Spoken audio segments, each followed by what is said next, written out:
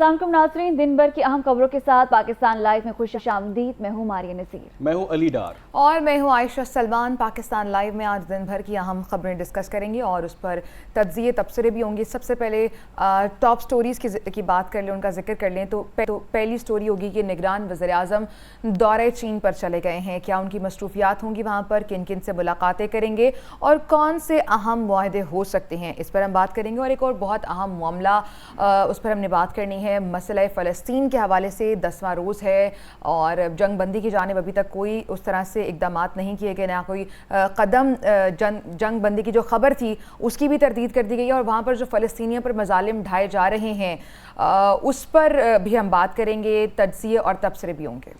बिल्कुल। इसके अलावा आपको ये भी बताएंगे कि गज़ा पर कब्ज़ा गलती होगी, अगर ऐसा किया गया तो ये किसका बयान है? ये है बयान है जो बाइडन का, जो अमेरिका के सदर हैं। क्यों गलती होगी, उसकी तमाम तफसीलात आप तक पहुँचाएंगे। इसी के साथ साथ आखिर में यह है कि तेल सस्ता हो गया है, इसके क्या असरात होंगे मार्केट पर, आवाम कितने खुश या नाखुश है, इस हवाले से भी बात करेंगे। लेकिन पाकिस्तान लाइव में बात करें कि निगरान वज़ीर-ए-आज़म दौरा चीन पर चले गए हैं। निगरान वज़ीर-ए-आज़म अनवारुल हक काकड़ चीनी सदर शी जिनपिंग की दावत पर बीजिंग गए हैं।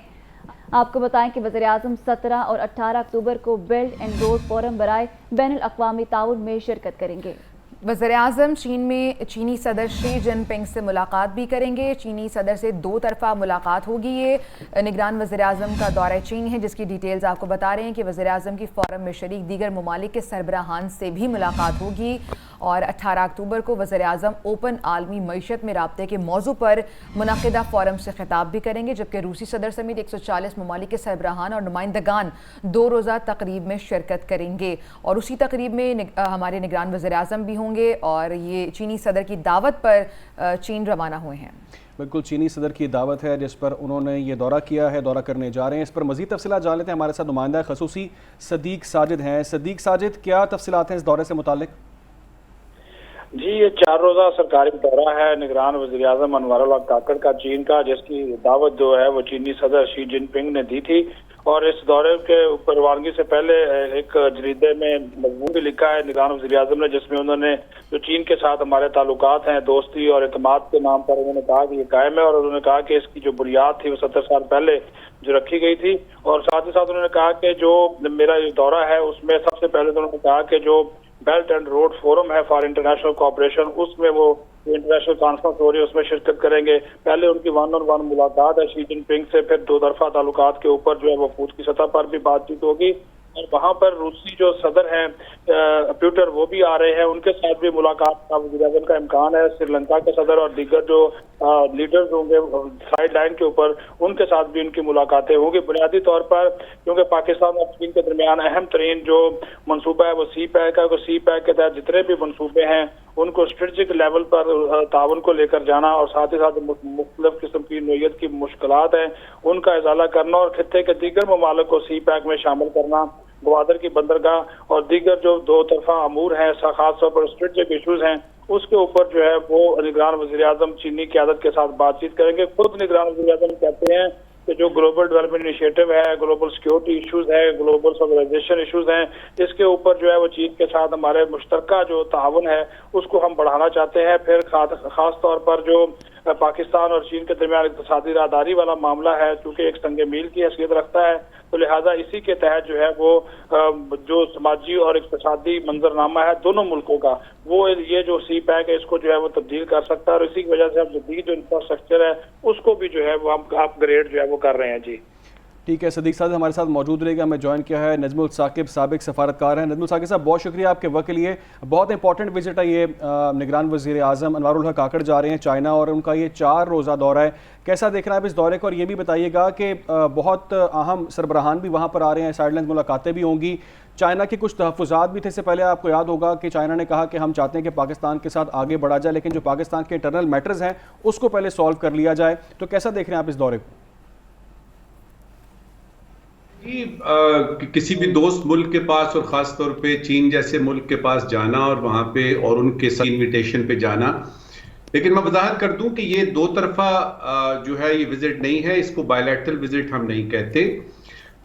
ऐसा है कि 10 साल हो गए हैं BNI यानी BRI को, ये जो इनका चाइना का बेल्ट एंड रोड इनिशिएटिव है उसको वो सेलिब्रेट कर रहे हैं।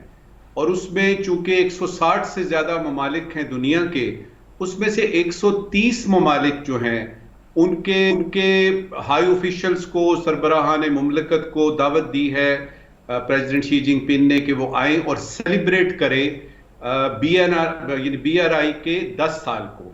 तो उसमें जो पाकिस्तान के निगरान वजीर आजम हैं वो भी जा रहे हैं, अनवारुल हक काकड़ साहब। अब उसमें जो मेन इवेंट है वो तो सब की तरह अटेंड करेंगे वो, लेकिन जो तवक्कुआत बांधी जा रही हैं वो बांधी जा रही हैं कि जो साइड लाइंस पे होते हैं, जो मार्जिन्स पे मुलाकातें होती हैं। मिसाल के तौर पे हमें इत्तला आई है, मेरी इत्तला के मुताबिक प्रेसिडेंट शी जिनपिंग जो है वो कुछ देर जो है वजीर आजम के साथ यानी गुफ्तो शनीद भी करेंगे, कुछ बामी दिलचस्पी के उमूर पे कुछ गुफ्तगू भी होगी, यानी दो तरफा ताल्लुकात पे गुफ्तगू होगी।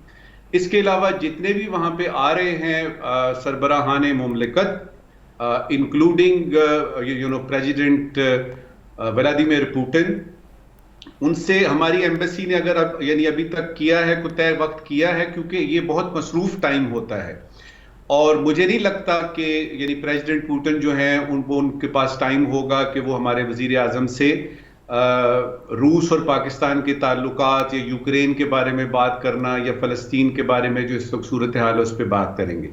लेकिन अच्छा ये होगा कि अगर प्रेसिडेंट शी जिनपिंग से ही मार्जिन्स पे मुलाकात हो जाती है तो बहुत अच्छा है। अब इस विजिट को अगर सिर्फ आप देखें CPEC की नज़र से तो मेरे ख्याल में वो बातें, वो सारे इंफ्रास्ट्रक्चर के मामलात, वो था कोर्ट, वो आपका ML1, वो आपकी रेलवे लाइन, ये सारी बातें जो है पिछले 10 बरस से हम सुन रहे हैं।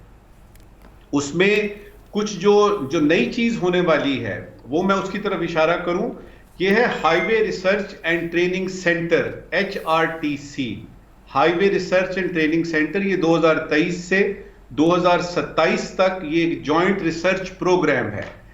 ये बहुत अहम प्रोग्राम है, ट्रेनिंग का प्रोग्राम है और इसके बारे में जो मेरी इत्तला है अंदर की फॉरेन ऑफिस से वो ये है कि ये MOU साइन होगा। इससे बहुत ज्यादा फायदा होगा, इससे एफिलिएटेड लोग जो जिस तरह ये नस्ट वगैरह हैं इनको मौका मिलेगा चाइना की एक्सपर्टीज से फायदा उठाने का। इंफ्रास्ट्रक्चर जो है वो CPEC का बुनियादी यानी मकसद था कि रोड्स बने, सड़कें बनेंगी, रेलवे लाइनें बिछेंगी। बिल्कुल नजमुल साकिब साहब, आप CPEC की बात कर रहे हैं, बेल्ट एंड रोड फोरम की भी बात हो रही है और आपने कहा कि जो बुनियादी मकसद था, लेकिन सर हमने देखा कि पिछली जो गवर्नमेंट्स थी, जो CPEC था पहले एक दौर से दूसरे दौर में दाखिल तो हुआ लेकिन काम बहुत सुस्त हो गया। तो आपको लगता है कि कुछ तहफ़्फ़ुज़ात भी थे, यकीनन जो चीनी गवर्नमेंट थी या उनके जो ऑफिशियल्स थे, तो वो तहफ़्फ़ुज़ात भी अब थोड़े पीछे चले जाएंगे और मामला अच्छी तरीके से सेटल हो जाएंगे रिगार्डिंग CPEC, नेक्स्ट फेज में चला जाएगा इजीली? देखिए, हमने CPEC को फ्रैंकली स्पीकिंग, मुझे माफ़ कीजिएगा मैं ये अल्फाज इस्तेमाल कर रहा हूँ, हमने इसको ठीक तरह से हैंडल नहीं किया। बिल्कुल हमारी सक्सेसिव गवर्नमेंट्स ने इसको लाइटली लिया और उसमें जो पस मंजर में ये था कि ये तो जी चाइना है और चाइना अपने मकासद के लिए कर रहा है, उसको भी फायदा होगा, गवादर का हमें भी फायदा होगा। फिर हमने देखा कि इस्लामाबाद और बलूचिस्तान के मसाइल शुरू हो गए कि भाई एम्प्लॉयमेंट मिलेगी तो किनको मिलेगी, इसका फायदा यानी सूबाई तौर पे लिया जाएगा कि फेडरल लेवल पे लिया जाएगा। तो इस तरह करके और फिर जो यानी पिछली से पिछली हुकूमत है उसके यानी दरमियान हमने देखा कि बहुत सारे तहफ़्फ़ुज़ात, खासतौर पे जो चीनी आपके यहाँ पे वर्कर्स हैं उनकी सिक्योरिटी के मसाइल, फिर जो मेन चीज़ जो कि हाइल रही, जो कि आड़े आती रही इस डेवलपमेंट में, वो थी कि पाकिस्तान ने जो अपनी कमिटमेंट्स की हैं, देखिए 10 साल हो गए ना इसको, इन 10 वर्षों में के साथ कि आप ये करेंगे हम ये करेंगे, उसमें आप तो वो करते रहे, लेकिन जब हमारी बारी आती थी, मसलन इकोनॉमिक जोन्स हमने बनाने थे, किधर है वो इकोनॉमिक वो यानी जोन्स आपके जो काम बिल्कुल नजमुल साकिब साहब, मेरा यही पॉइंट है कि हमने तो अपने कुछ वादे पूरे नहीं किए, सो मैनी रीजन उसके पीछे थी, जो भी रीजंस थी, अब आगे अब चीज़ें बेहतरी की तरफ जा रही हैं, मुल्क भर में क्रैकडाउन्स चल रहे हैं, इस्टेब्लिशमेंट भी एक पेज पर है, अभी जो हमारी निगरान सेटअप है वो बेहतर काम कर रही है, कल पेट्रोल की प्राइस 40 रुपये कम हुई है, यानी अच्छी खबरें आना शुरू हो गई हैं। तो अभी ये जो विजिट है इसका ये बताएं, आपके ज़राए क्या बताते हैं कि जो नाराज़गियाँ थी वो फाइनली दूर हो जाएंगी और जो निगरान सेटअप है वो CPAC में कुछ बड़ा करके दिखा देगा कि चीज़ें आगे चलेंगी? और देखिए, जो हमारे इस वक्त गवर्नेंस के इश्यूज इंटरनली है ना पाकिस्तान में, जिस तरह डॉलर की कीमत जो है वो कम हो रही है, हमने स्मगलिंग के खिलाफ इकदाम किए हैं, हमने बिजली की चोरी के बारे में और गैस की चोर जो है उनके पीछे पड़े हुए हैं, ये हैं आपके गवर्नेंस के इशू जिसका CPAC से कोई ताल्लुक नहीं है। ये इंटरनल आपके हैं जो कि बहुत ओवरड्यू थे, ये अब हो रहे हैं। जो आपने तहफ़्फ़ुज़ात की बात की है ना, वो है असली चीज। और उसके लिए अगर आपको याद हो तो चीनी वाइस प्रीमियर यहाँ पे प्राइम मिनिस्टर यहाँ पे आए थे और हमने इस्लामाबाद में जश्न मनाया था सब ने मिलके कि जी 10 साल हो गए BNRI को। अब ये है कि उस विजिट के दौरान काफी सारी बातें चीन ने खुला के की थी पाकिस्तान के साथ कि भाई ये सारा कुछ जो है अगर इसी तरह से इतनी स्लो पेस्ड रहा, इतनी सुस्त रफ्तारी से आपकी तरफ से डेवलपमेंट हुई तो शायद हमको और कुछ सोचना पड़े। इस दौरे में जो काकड़ साहब का दौरा है, इसमें यकीनन हम उनको याद कराएंगे, यानी उनको यकीन दिलाने की कोशिश करेंगे कि जो पहले 10 साल CPAC के गुजरे हैं उसमें अगर हमसे कोई गलती हो गई है तो ये गलती अगला जो फेज शुरू हुआ अगले 10 साल का उसमें नहीं होगी। और इसमें बहुत ज्यादा जरूरी है ये चीजें समझना कि बजाय इसके कि आप इसको सियासियात के लिए यानी छोड़ दें और कुछ सियासत करनी शुरू कर दे, या पॉलिटिकल पार्टी जो है वो समझे कि जी यानी गवर्नमेंट को एम्बैरस करना है, ये रियासत पाकिस्तान का मसला है। बिल्कुल, ये रियासत पाकिस्तान का मसला है, ये पाकिस्तान का प्रोजेक्ट है। CPAC अपने अगले फेज में दाखिल होने वाला है अगले 10 साल, तो यकीनन पाकिस्तान को बहुत सी एश्योरेंसेस देनी पड़ेंगी चीनी गवर्नमेंट को। और हमारे निगरान वज़ीर आज़म वहाँ पर मौजूद हैं। बहुत बहुत शुक्रिया, नजमुल साकिब साहब हमारे साथ मौजूद थे। और एक और बहुत अहम मामला कि जब इतने बड़े बड़े ममालिक के सरबराहान एक जगह पर इकट्ठे हो रहे हैं तो हम उम्मीद करते हैं कि जो मसले फ़लस्तीन है उस पर भी कोई बात होगी और उस पर एक कलेक्टिव स्टेटमेंट आएगी, एक कलेक्टिव नैरेटिव सामने आएगा, जिसके बाद वहाँ पर जो सूरत हाल है वो बेहतरी की तरफ जाए। लेकिन नजमुल साकिब साहब ने एक और बात ही वाज़ेह की अपनी इस गुफ्तगू में। उन्होंने कहा कि मुझे ऐसा लगता नहीं है कि ये मामला जो फ़लस्तीन का है या पाकिस्तान और रशिया के जो रिलेशंस हैं उस पर शायद कोई बात हो, लेकिन नाज़रीन को हम थोड़ा सा आज लेकिन वो दोनों सेम पेज पर है, रशिया एंड पाकिस्तान बिल्कुल सेम पेज पर है। थोड़ी सी अब ज़रा बात करें एक बहुत अहम मामले के हवाले से, वो है नाज़रीन हमास और इसराइल का मामला। हमास और इसराइल के माबैन आर्जी जंग बंदी की खबरों की तरदीद अब सामने आ चुकी है। हमास और इसराइली हुकूमत दोनों ने सीज़ फायर की खबरों की तरदीद कर दी। खबरें गर्दिश कर रही थीं। इससे कबल रॉयटर्स न्यूज़ एजेंसी ने मिस्री हुकूमत की जानिब से सीज़ फायर की एक खबर चलाई थी और उसके बाद अब उस खबर की तरदीद सामने आ गई है कि ऐसा कोई मामला नहीं है, जंगबंदी नहीं हुई। ये गलत खबर जो है लोगों तक पहुँचाई जा रही है और इसकी खबरों की अब तरदीद सामने आ रही है कि आर्जी जंगबंदी नहीं की गई। हमास और इस्राइली हुकूमत दोनों ने सीज़ फायर की तरदीद कर दी है और जो जंगबंदी है उनकी ख़बरों की तरदीद की गई है। हमास और इस्राइल के माबैन जो आर्जी जंगबंदी की ख़बरें चल रही थी और उन ख़बरों की अब तरदीद कर दी गई है। रॉयटर न्यूज़ एजेंसी ने मिस्री हुकूमत की जानिब से सीज़ फायर की खबर चलाई थी। बिल्कुल, रफ़ा न्यूज़ पर यह गलत खबर चली थी। आगे बढ़ते हैं। इसराइली फ़ौज का कहना है कि हमास के हाथों यरगमाल बनाए गए इसराइलियों की तादाद अब 199 हो चुकी है। इससे कबल इसराइली हुकूमत ने यह दावा किया था कि 155 इसराइली हमास की कैद में हैं। इसराइली फ़ौजी तर्जुमान का कहना है कि हमें पता है कि हमारे लोग गज़ा में कहाँ पर हैं, हमलों में उनकी जान को ख़तरे में नहीं डालेंगे। ये वो चीज़ है, ये वो बात है जो इसराइली फ़ौज कर रही है कि हम उनकी जान को ख़तरे में नहीं डालेंगे। उनकी जान को ख़तरे में न डालने के लिए आपने सैकड़ों हज़ारों बच्चों को वहाँ पर शहीद कर दिया है। तो ये वो मामला चल रहा है। नाज़रीन, अमेरिका के सदर हैं जो बाइडन, उनका भी एक मौक़िफ़ सामने आया। वो कहते हैं कि गज़ा पर इसराइल का जो कब्ज़ा है वो एक बड़ी गलती होगी। अगर ऐसा किया गया तो उसको बड़ी वो गलती कंसिडर कर रहे हैं। हमास का वजूद मिटाना होगा। जल्द इसराइल का वो दौरा करने पर भी गौर कर रहे हैं। अमरीकी सदर जो बाइडन के मुताबिक फ़लस्तीनी सदर महमूद अब्बास से भी उनका टेलीफोन पर रब्ता हुआ है। उनका कहना है कि हमास का वजूद मिटाना है। जल्द इसराइल का वो दौरा करने पर गौर कर रहे हैं और बहुत सारी डेवलपमेंट सामने ये आ रही हैं कि उनका रब्ता भी अब हो चुका है सदर के साथ। जो फ़लस्तीन के सदर हैं महमूद अब्बास, उनसे रब्ता हुआ है। हमास फ़लस्तीनियों की हक़ खुद इरादियत की तर्जुमानी नहीं करती। ये गुफ्तगू उनकी इस टेलीफोनिक राब्ते पर सामने आई है और इस हवाले से अमरीकी सदर जो बाइडन ये कह रहे हैं कि जो हमास है उसके वजूद को हमें ख़त्म करना होगा और बहुत जल्द वो ये कंसिडर कर रहे हैं, वो ये सोच रहे हैं कि शायद वो इसराइल का दौरा भी करेंगे और इस हवाले से वो अपना कोई रोल जो है इसके अंदर वो प्ले करना चाह रहे हैं। इंपॉर्टेंट डेवलपमेंट है, लेकिन उनका साथ में ये भी कहना है कि हमास का जो वजूद है, जो हमास कर रहा है, वो असल प्रॉब्लम है। फ़लस्तीन पर इजरायली फ़ज़ाया की बमबारी का 10वां रोज़ है। फ़लस्तीनी शहदा की तादाद 2723 हो गई है। गजा में 2670 शहरी शहीद और 9600 जख्मी हुए हैं। मगरबी किनारे में शहदा की तादाद 53 हो गई। मगरबी किनारे में इजरायली बमबारी से जख्मियों की तादाद 1100 हो गई है।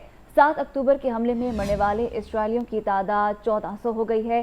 साथ ही साथ आपको बताएं कि जख्मी इजरायलियों की तादाद 3400 है। तो ये कुछ फिगर्स हैं जिससे आपको आगाह कर रहे हैं। फ़लस्तीन पर इजरायली बमबारी का 10वां रोज़ है और इस वक्त जख्मी इजरायलियों की तादाद 3400 हो चुकी है। एक और खबर है इस हवाले से कि गजा की कुल आबादी 23 लाख अफराद पर मुश्तमिल है। 17 लाख शहरी इजरायली बमबारी से बचने के लिए घर बार छोड़ चुके हैं। गजा के शहरी स्कूलों, हॉस्पिटल्स, मसाजिद और चर्चेस में पनाह लिए हुए हैं। इजराइल ने गजा के शहरियों को शुमाल से जनूब हिजरत करने का एक और अल्टीमेटम जारी कर रखा है। इजरायली फौज ने गजा में ज़मीनी कार्रवाई की तैयारी मुकम्मल कर ली है। साथ ही साथ गजा के इर्द गिर्द 3 लाख इजरायली फौजियों ने मुहासरा कर लिया है। नाज़रीन, गजा जंग से मुताल्लिक पोस्ट लगाने पर सोशल मीडिया पर बगैर बताए पाबंदियों का भी सामना है। इंस्टाग्राम ने पॉलिटर्स प्राइज़ जीतने वाले अमरीकी सहाफ़ी अज़मत खान का अकाउंट ब्लॉक कर दिया है। खातून अमरीकी सहाफ़ी हैं अज़मत खान, इनका भी गजा जंग से मुताल्लिक स्टोरी पोस्ट लगाई थी, उन्होंने बताए बगैर उनका अकाउंट भी ब्लॉक कर दिया गया है। खातून अमरीकी सहाफ़ी हैं। समाजी राब्तों की वेबसाइट एक्स पर अपनी पोस्ट में खातून अमरीकी सहाफ़ी का ये कहना है कि सहाफ़ियों के सोशल मीडिया अकाउंट्स पर भी बग़ैर बताए पाबंदी आयद की जा रही हैं। गजा से पहले ही ऑन ग्राउंड इंफॉर्मेशन का हसूल अब मुश्किल होता जा रहा है। अब बग़ैर बताए पाबंदियों से गजा जंग में आज़ादी सहाफ़त पर परेशान कुन सवालात उठने शुरू हो चुके हैं। इंस्टाग्राम और फेसबुक पर बग़ैर बताए पाबंदी से गजा जंग की वीडियोस और जो भी तस्वीर हैं उनकी जो कीमती डेटा है उसको भी अब ब्लॉक किया जा रहा है ताकि दुनिया वहाँ के मनाजिर, वहाँ की खबरों से बेइल्म रह सके। बिल्कुल अली, अभी इससे पहले हम यही बात कर रहे थे कि जो आवाज़ उठा रहे हैं, जिनके फॉलोअर्स ज़्यादा होते हैं, वो ज़्यादा आवाज़ उठाते हैं ताकि हमारी आवाज़ ज़्यादा लोगों तक पहुँचे, तो उनकी आवाज़ को दबाने की कोशिश की जा रही है, उनके अकाउंट्स बंद किए जा रहे हैं बगैर बताए। अभी हम कुछ देर पहले बात कर रहे थे कौमी क्रिकेटर रिजवान की, मोहम्मद रिजवान की, तो गजा की हिमायत में उन्होंने एक पोस्ट लगाई थी जिस पर इसराइल भड़क उठा है। भारत ने इससे शिकस्त पर उन्होंने एक बयान जारी कर दिया है।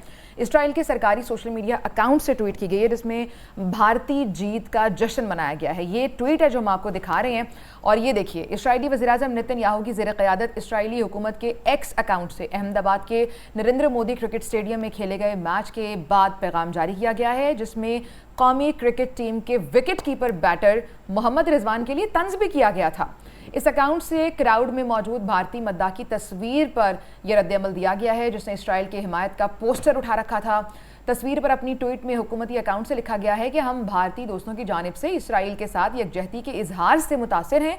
ट्वीट में मजीद भी ये लिखा गया कि हम खुश हैं कि वर्ल्ड कप के दौरान भारत ने पाकिस्तान के साथ मैच में फतह हासिल की और पाकिस्तान अपनी फतह हमास के नाम करने के काबिल ना हो सका।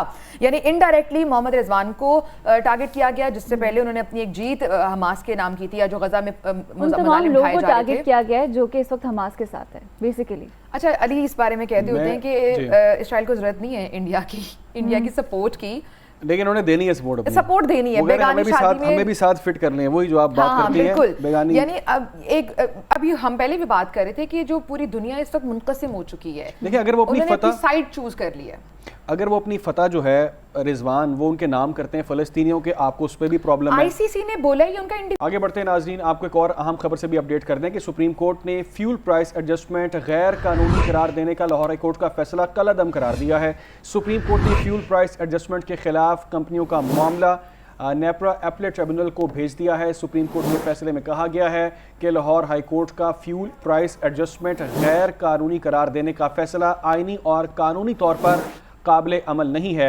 नेपरा अपीलेट ट्रिब्यूनल में सारिफ कंपनियां 15 दिन में फ्यूल प्राइस एडजस्टमेंट के खिलाफ अपीलें दायर करें। नेपरा अपीलेट ट्रिब्यूनल 10 दिन में अपीलें मुकर्रर करे। नेपरा अपीलेट ट्रिब्यूनल जल्द अज जल्द कानूनी मियाद के अंदर अपीलों पर फैसला करे। लाहौर हाईकोर्ट के सिंगल बेंच ने फ्यूल प्राइस एडजस्टमेंट को गैर कानूनी करार दिया था। सुप्रीम कोर्ट ने फ्यूल प्राइस एडजस्टमेंट गैर कानूनी करार देने का लाहौर हाईकोर्ट का फैसला कल अदम करार दे दिया है। सुप्रीम कोर्ट ने फ्यूल प्राइस एडजस्टमेंट के खिलाफ कंपनीज का मामला नेपरा अपीलेट ट्रिब्यूनल को भेज दिया। सुप्रीम कोर्ट के फैसले में कहा गया है कि लाहौर हाईकोर्ट का फ्यूल प्राइस एडजस्टमेंट गैर कानूनी करार देने का फैसला आईनी और कानूनी तौर पर काबिल अमल नहीं। नेपरा अपीलेट ट्रिब्यूनल में सारिफ कंपनीज 15 दिन में फ्यूल प्राइस एडजस्टमेंट के खिलाफ अपीलें दायर करें। इसी पर मजीद तफसीलात जान लेते हैं। हमारे साथ मौजूद हैं नुमाइंदा PNN शबिया नकवी। शबिया नकवी, क्या कार्रवाई हुई, क्या तफसीलात हैं? जी बिल्कुल, जस्टिस काजी फाइजा की सरबराही में 3 रुकनी बेंच ने इसकी समाअत की। सुप्रीम कोर्ट ने जो फ्यूल प्राइस एडजस्टमेंट गैर कानूनी करार देने का जो लाहौर हाई कोर्ट का फैसला है उसको कालअदम करार दे दिया है और कहा यह गया है सुप्रीम कोर्ट ने कि फ्यूल प्राइस एडजस्टमेंट के खिलाफ कंपनियों का मामला जो नेपरा अपीलेट ट्रिब्यूनल को भेज दिया है और लाहौर हाई कोर्ट का फ्यूल प्राइस एडजस्टमेंट गैर कानूनी करार देने का फैसला आईनी और कानूनी तौर पर काबिल अमल नहीं है। सुप्रीम कोर्ट ने यह भी कहा कि नेपरा अपीलेट ट्रिब्यूनल में सारिफ कंपनियां 15 दिन में फ्यूल प्राइस एडजस्टमेंट के खिलाफ अपीलें दायर करें, जबकि नेपरा अपीलेट ट्रिब्यूनल 10 दिन में अपीलें मुकर्रर करें। जी ठीक है शबिया नकवी, अपडेट करने के लिए बहुत शुक्रिया आपका। नाज़रीन, खबरें और भी हैं, आप तक पहुंचाएंगे एक ब्रेक के बाद। स्टे विद अस।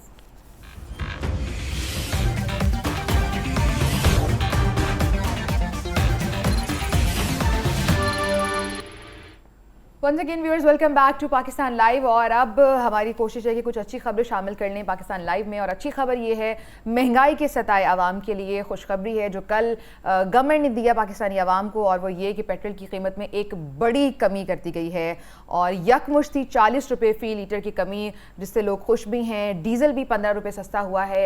नई कीमतों का इतलाक रात 12 बजे से हो चुका है। अमरीकी डॉलर के मुकाबले में पाकिस्तानी रुपए की कदर में इजाफे और आलमी मंडी में खाम तेल की कीमतों में कमी के समरात सामने आने लगे।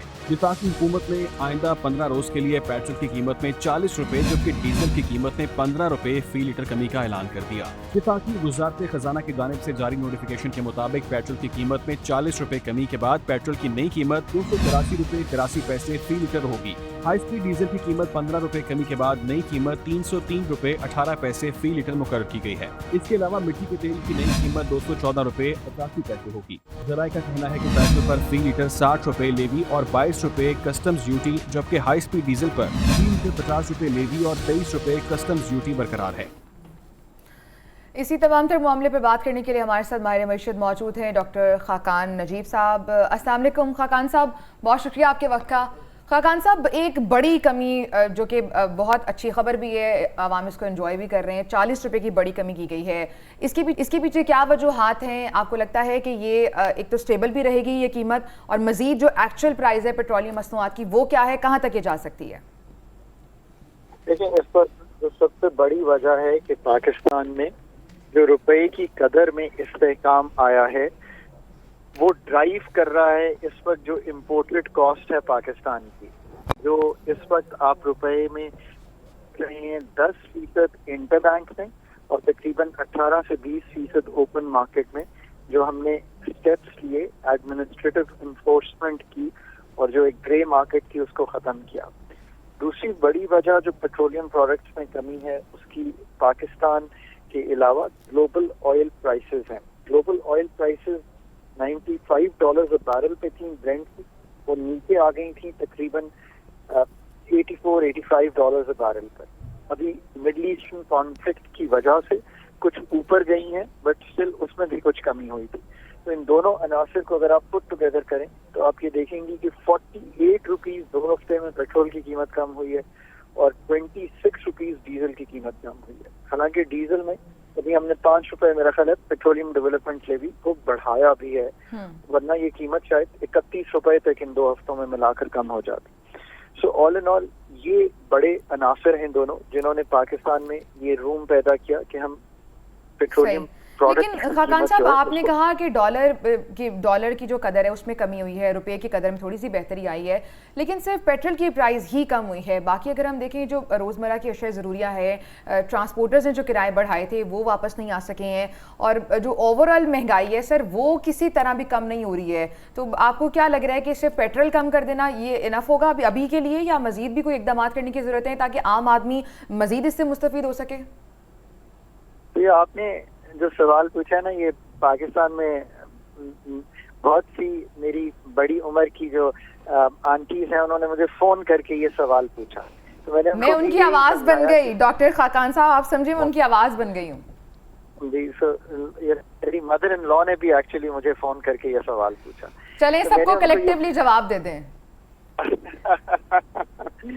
सो मैंने उनको ये समझाया कि पाकिस्तान में प्राइसेस बड़ी स्टिकी हो जाती हैं। ऑन दी अपसाइड अब ट्रांसपोर्ट फॉर एग्जांपल की जो किराए हैं वो बढ़ तो बहुत आसानी से गए, यानी कि कहीं मैं वही तखमीना लगा रहा था कि जहाँ 50 रुपए था जब कीमत बढ़ी तो उन्होंने 70 कर दिया। अब उसको वापस लाने के लिए एक नच जरूरी है, नच से मतलब है उनको एक पुश करना जरूरी है। अब प्रोविंशियल गवर्नमेंट का ये काम है, और मैं उम्मीद रखता हूँ और मैं ये भी अब कर रहा हूँ कि जो पॉलिसी मेकर्स हैं कि वो प्रोविंशियल गवर्नमेंट को कहें कि वो नच करें इन ट्रांसपोर्टर्स को कि फॉर एग्जांपल वो अपने किराए कम करें। ये बात बहुत ही जरूरी है। पाकिस्तान में याद रखिए, एक तो ट्रांसपोर्ट में कह रहा हूँ कि जो लोगों ने ट्रैवल करना है, पाकिस्तान में 95-96% जो फ्रेट है ना, जो आपकी फूड है, जो आपकी आइटम्स खुर्दोनोश की आप डेली घर में इस्तेमाल करती हैं, ये सब ट्रैवल करता है रोड पे। हम रेलवे के निज़ाम को चूंकि अच्छी तरह चला नहीं सके तो ये रेलवे से नहीं ट्रैवल करता। सो चूंकि ये रोड से करता है तो एक बहुत बड़ा असर आ सकता है डाउनवर्ड रिवीजन का डीजल के, ये भी पास थ्रू होना चाहिए। इसी तरह आपने देखा कि कुछ हमने स्मगलिंग रोकी, कुछ हमने होर्डिंग जो हो रही थी, लोग सामान रोक के बैठे हुए थे, जैसे चीनी में हम स्मगलिंग और होर्डिंग दोनों हो रही थी, तो तकरीबन कोई 10-1% उसकी कीमत में कमी हुई। तो ये सारे स्टेप्स ने अब फॉलो थ्रू करना है।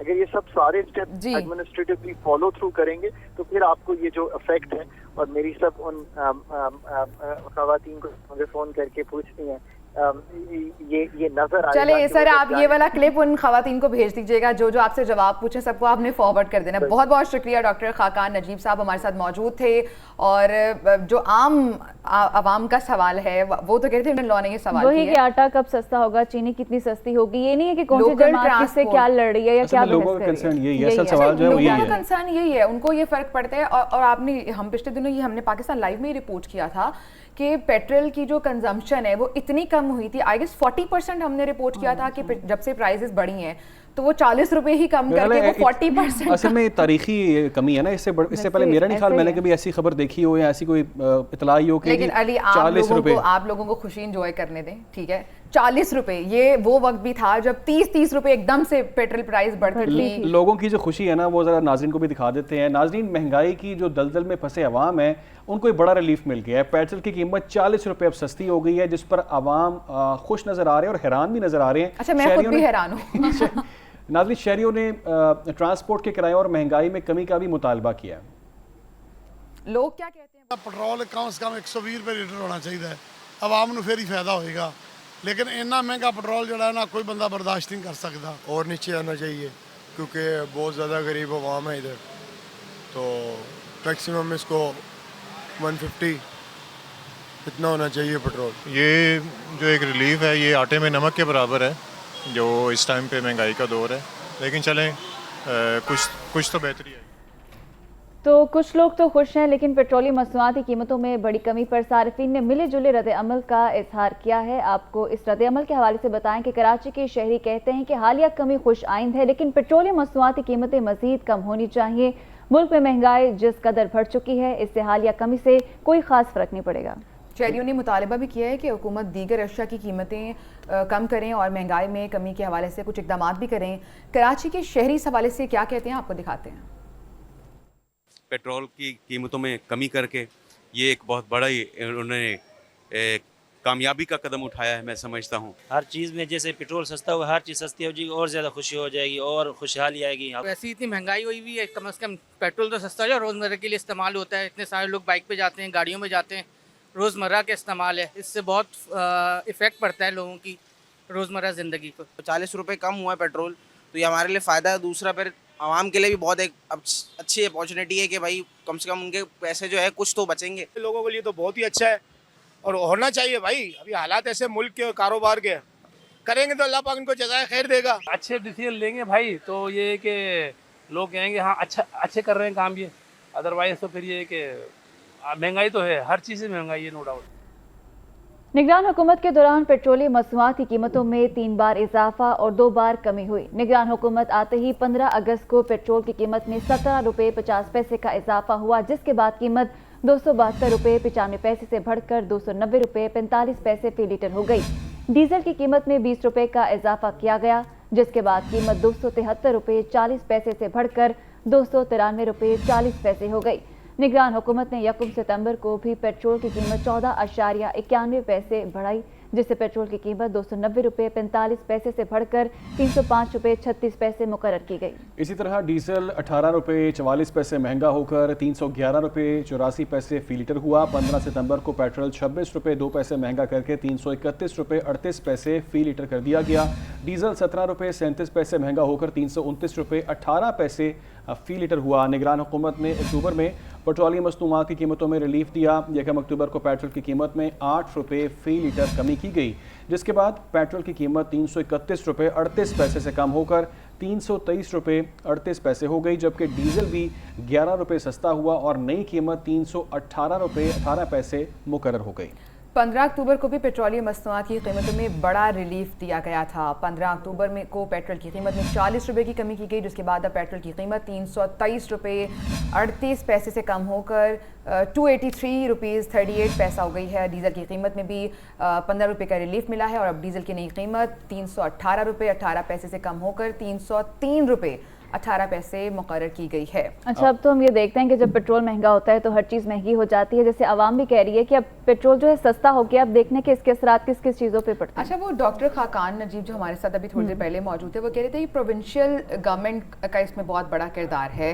उन्होंने प्राइजेस को कंट्रोल कराना है, जो उनके मुतालिका डीसीज हैं जो ज़राई इंतजामी है, अब उनका किरदार आता है। इसमें बेसिकली जो आयशा जो चीज़ सबसे ज़्यादा जो नोटिफिकेशन में बताई है, जो खाकान साहब बात बता रहे थे, बेसिकली जो नोटिफिकेशन अगर आपने देखा हो ना, इसकी जो सामने है कीमतों के हवाले से, उसमें लिखा हुआ है कि रुपया जो है वो बेहतर हुआ है और इंटरनेशनली जो मार्केट है उसमें पेट्रोल कम हुआ है। प्रोविजनल की बात की वो यही है कि डायरेक्ट रिलीफ आवाम तक किस तरह पहुंचेगा, इस चीज़ को यकीनी बनाना है। और मारिया, कुछ लोग ये भी बात कर रहे हैं, मैं सोशल मीडिया पर ही देख रही थी कि शायद मियाँ साहब आने वाले हैं इसलिए पेट्रोल सस्ता हो गया। अब आई डोंट नो, लेकिन देखते हैं। साबिक वज़ीर-ए-आज़म नवाज शरीफ को जेल जाने से बचाने के लिए नून लीग की कानूनी टीम ने हिकमत अमली तैयार कर ली है। ज़राए का बताना है कि अल-अज़ीज़िया और एवनफील्ड रेफरेंस में नवाज शरीफ की तरफ से इस्लामाबाद हाई कोर्ट में दरख्वास्त दायर की जाएगी। नवाज शरीफ की जानिब से ये दरख्वास्त 48 घंटों में दायर की जा सकती है। दोनों रेफरेंसेज में ये दायर की जाएगी। मुख्तलिफ कानूनी निकात पर गौर किया गया है, जिसके बाद दरख्वास्तों का मुसव्वदा फाइनल कर लिया गया है। एवनफील्ड और अल-अज़ीज़िया रेफरेंस में नवाज शरीफ सजा याफ्ता हैं। नून लीग की कानूनी टीम हरकत में आ चुकी है, हिकमत अमली तैयार कर ली गई है। आदिल अब्बासी हमारे साथ मौजूद हैं, डिटेल्स उनसे लेंगे। आदिल, 48 घंटों में जो दरख्वास्त दायर किए जाने का इम्कान है, मुसव्वदा भी तैयार कर लिया गया है, आपके ज़राए क्या बताते हैं, किस तरह से इस केस को पुट किया जाएगा और दरख्वास्तों का मुसव्वदा क्या हो सकता है? देखिए, साबिक वज़ीर-ए-आज़म नवाज शरीफ की वतन वापसी पर जो हिकमत अमली है कानूनी टीम की जानिब से वो तैयार कर ली गई है। जो अल-अज़ीज़िया और एवनफील्ड रेफरेंस है उसमें नवाज शरीफ की तरफ से इस्लामाबाद हाई कोर्ट में दरख्वास्त दायर किए जाने का इम्कान है। ज़राए के मुताबिक नवाज शरीफ की तरफ से उनके वकला की जानिब से दरख्वास्तें जो है आइंदा 48 घंटे में दायर किए जाने का इम्कान है। दोनों रेफरेंस में नवाज शरीफ की दरख्वास्तों का इब्तदाई मसूदा जो है वो तैयार कर लिया गया है। ज़राए के मुताबिक आज रात या कल सुबह तक मुख्तलिफ कानूनी निकात पर गौर के बाद दरख्वास्तों का मसौदा जो है वो फाइनल किया जाएगा। साबिक वज़ीर-ए-आज़म नवाज शरीफ एवनफील्ड और अल-अज़ीज़िया रेफरेंस में सजा याफ्ता है। एहतसाब अदालत ने नवाज शरीफ को 10 साल कैद और 80 लाख पाउंड की सजा जो है वो सुनाई थी। अल-अज़ीज़िया रेफरेंस में एहतसाब अदालत ने नवाज शरीफ को 7 साल कैद की सजा सुनाई थी और साबिक वज़ीर-ए-आज़म नवाज शरीफ को 10 साल के लिए अवामी ओहदे के लिए भी नाअहल करार दिया था। जी ठीक है, बहुत शुक्रिया। आदिल सैयद अब्बासी हमारे साथ मौजूद थे, हमें तमाम तर सूरत हाल से आगाह कर रहे थे। अभी वक्त है ब्रेक का। इस वक्त सिचुएशन है उस पर बात करेंगे। इसके अलावा महंगाई के सताए अवाम के लिए एक खुशखबरी ये है जो कि सबको मालूम है, पेट्रोल की खुशखबरी है। मजीद भी इस घंटे में बहुत सी खबरें डिस्कस करेंगे। बिल्कुल, इसके अलावा सियासत की बात भी करेंगे, सियासी मैदान में क्या चल रहा है नाज़रीन को वो भी बताएंगे कि नवाज शरीफ की वापसी है और उससे पहले क्या प्लान चल रहा है, उनकी कानूनी टीम क्या कर रही है वो भी आपको बताएंगे। और इसके अलावा आपको ये बताएंगे कि महंगाई का जो मामला है अब वो किस तरह से उसके ऊपर ये पेट्रोल वाले मामले के बाद अब फ़र्क पड़ने जा रहा है या नहीं पड़ने जा रहा, वो चीज़ भी डिस्कस करेंगे। इसके साथ ही साथ हम डॉलर की भी बात करेंगे और हमारे प्राइम मिनिस्टर इस वक्त दौरा चीन पर है, 4 रोज़ा दौरा है और ये देखना है कितना अहम ये दौरा होगा और कितना फ़ायदा पाकिस्तान इस दौरे से हासिल कर सकेगा, इसको भी डिस्कस करेंगे। लेकिन सबसे पहले बात, हाँ क्रिकेट आप कैसे भूल सकते हैं, अच्छा आप कैसे भूल सकती हैं? अच्छा ये आपने बहुत अच्छी बात की है। चलें जी, क्रिकेट पर भी बात होगी, बहुत सी हम बातें करेंगे इस घंटे में भी, लेकिन सबसे पहले एक खुशखबरी आवाम को दे दें जो कि ऑलरेडी आपको पता है महंगाई के सताए आवाम के लिए गवर्नमेंट ने खुशखबरी दी है कि पेट्रोल की मस्तूआत की कीमतों में एक बड़ी कमी का ऐलान किया गया है। पेट्रोल की कीमत में एक ही बार 40 रुपये फ़ी लीटर कमी की गई है, जबकि डीजल में 15 रुपये की कमी की गई है। नई कीमतों का इत्तलाक कल रात 12 बजे से हो गया है।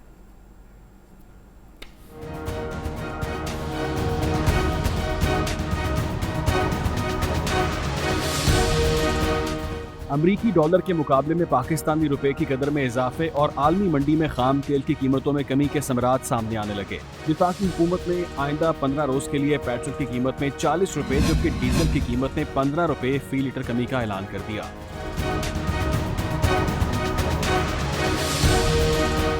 वफाकी वज़ारत खजाना की जानिब से जारी नोटिफिकेशन के मुताबिक पेट्रोल की कीमत में 40 रुपए कमी के बाद पेट्रोल की नई कीमत 283 रुपए 83 पैसे फी लीटर होगी। हाई स्पीड डीजल की कीमत 15 रुपए कमी के बाद नई कीमत 303 रुपए 18 पैसे फी लीटर मुकर्रर की गई है। इसके अलावा मिट्टी के तेल की नई कीमत 214 रुपए 88 पैसे होगी।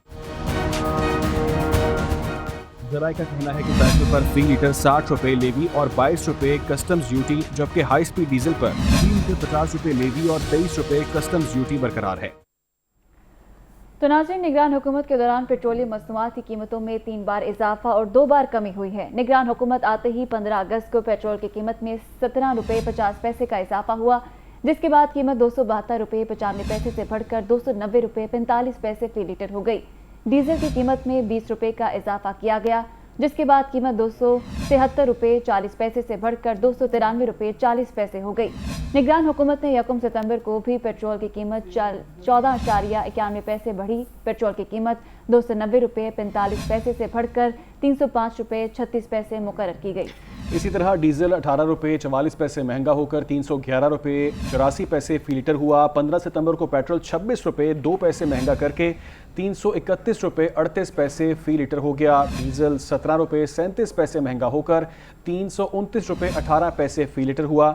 निगरान हुकूमत ने अक्टूबर में पेट्रोलियम मसनूआत की कीमतों में रिलीफ दिया। 1 अक्टूबर को पेट्रोल की कीमत में 8 रुपए फी लीटर कमी की गई, जिसके बाद पेट्रोल की कीमत 331 रुपए 38 पैसे से कम होकर 323 रुपए 38 पैसे हो गई, जबकि डीजल भी 11 रुपए सस्ता हुआ और नई कीमत 318 रुपए 18 पैसे मुकर्रर की गई। 15 अक्टूबर को भी पेट्रोल मसनूआत की कीमतों में बड़ा रिलीफ दिया गया। पेट्रोल की कीमत में 40 रुपए कमी की गई, जिसके बाद पेट्रोल की कीमत 323 रुपए 38 पैसे से कम होकर 283 रुपए 38 पैसे हो गई। डीजल की कीमत में 15 रुपए का रिलीफ दिया गया। डीजल की नई कीमत 318 रुपए 18 पैसे से कम होकर अब 303 रुपए 18 पैसे मुकर्रर हो गई है। जी हाँ, इस पर आवाम का भी मिला जुला रद्द-ए-अमल सामने आ रहा है। महंगाई की दलदल में फंसे आवाम के लिए ये बड़ा रिलीफ है। पेट्रोल की कीमत में जो कमी की गई है, 40 रुपये अब सस्ता हो चुका है फी लीटर पेट्रोल, जिस पर आवाम खुश भी हैं और कुछ आवाम हैरान भी हैं इस पर कि ये कैसे हो गया। शहरियों ने ट्रांसपोर्ट के किरायों और महंगाई में कमी का मुतालबा कर दिया है। क्या उनका रद्द-ए-अमल है, आपको दिखाते हैं। पेट्रोल कम से कम 120 रुपये लीटर होना चाहिए, आवाम ਨੂੰ फिर ही फायदा होएगा, लेकिन इतना महंगा पेट्रोल जो है ना कोई बंदा बर्दाश्त नहीं कर सकता। और नीचे आना चाहिए क्योंकि बहुत ज़्यादा गरीब आवाम है इधर, तो मैक्सिमम इसको 150 इतना होना चाहिए पेट्रोल। ये जो एक रिलीफ है ये आटे में नमक के बराबर है जो इस टाइम पे महंगाई का दौर है, लेकिन चलें कुछ तो बेहतरी आई। तो पेट्रोलियम मसनूआत की कीमतों में बड़ी कमी पर सार्फिन ने मिले जुले रद्द अमल का इज़हार किया है। कराची के शहरी कहते हैं कि हालिया कमी खुश आइंद है, लेकिन पेट्रोलियम मसनूआत की कीमतें मजीद कम होनी चाहिए। बिल्कुल, मुल्क में महंगाई जिस कदर बढ़ चुकी है उससे हालिया कमी से कोई ख़ास फ़र्क नहीं पड़ेगा। शहरियों ने मुतालबा किया है कि हुकूमत दीगर अशिया की कीमतों और महंगाई में कमी के भी इकदाम करे। कराची के शहरी क्या कहते हैं आपको दिखाते हैं, लेकिन उससे पहले आपको ये भी बताते हैं कि इससे पहले जो हमने आपको अवामी रद्दमल दिखाया उसमें चेहरों पर कोई खास खुशी नजर नहीं आई। अभी लोग और रिलीफ चाहते हैं, आपको दिखाते हैं। कुछ भी नहीं पड़ेगा, 80 रुपए बढ़ा के 40 रुपए कम कर दे तो एहसान करते हो। हुकूमत पे एहसान या पब्लिक पे एहसान? पब्लिक यार बहुत बड़ा एहसान किया गवर्नमेंट ने हमारे ऊपर। आजकल गवर्नमेंट यही एहसान करती रहे आवाम पे तो आवाम कुछ ना कुछ कर सके, वरना तो न खाने पीने के नाले पड़ गए हैं भाई। फर्क पड़ेगा, लेकिन गवर्नमेंट को आटा कम नहीं हुआ, तेल कम नहीं हुआ, जो रोजमर्रा की चीजें उन पर कोई भी फर्क नहीं पड़ा है। पेट्रोल कम हुआ, लेकिन कोई निजाम, कोई कानून होना चाहिए ना कि भाई तेल पे भी कम हो, आटे पे भी कम हो, पेट्रोल पे कम हो गया, लेकिन आप बाजार में जाके देखें कोई कानून चेक पॉइंट नहीं हमारे यहाँ। कोई फर्क नहीं पड़ेगा, इतना बढ़ाने के बाद इतना कम करके ये कोई हमारे पर एहसान थोड़ी कर रहा है। ये लोग जितना इन्होंने पेट्रोल बढ़ा उस रेट से अगर कम ले आते तो हमारे को पता चलता है कि नहीं, आवाम के लिए ज़रा रिलीफ हो रहा है। आवाम के ऊपर अभी कुछ फ़र्क नहीं पड़ेगा, अभी बहुत सारी चीज़ें करनी बाकी है। सिर्फ 40 रुपये कम करने से कोई इतना मसला नहीं हल होता। आपकी दूसरी अशिया तो वहीं पे खरीद है ना मेरे भाई। रोटी 30 रुपये की मिल रही है, आटा आपका कहाँ चल रहा है। सिर्फ 40 रुपये पेट्रोल पे कम करने से आप क्या महंगाई।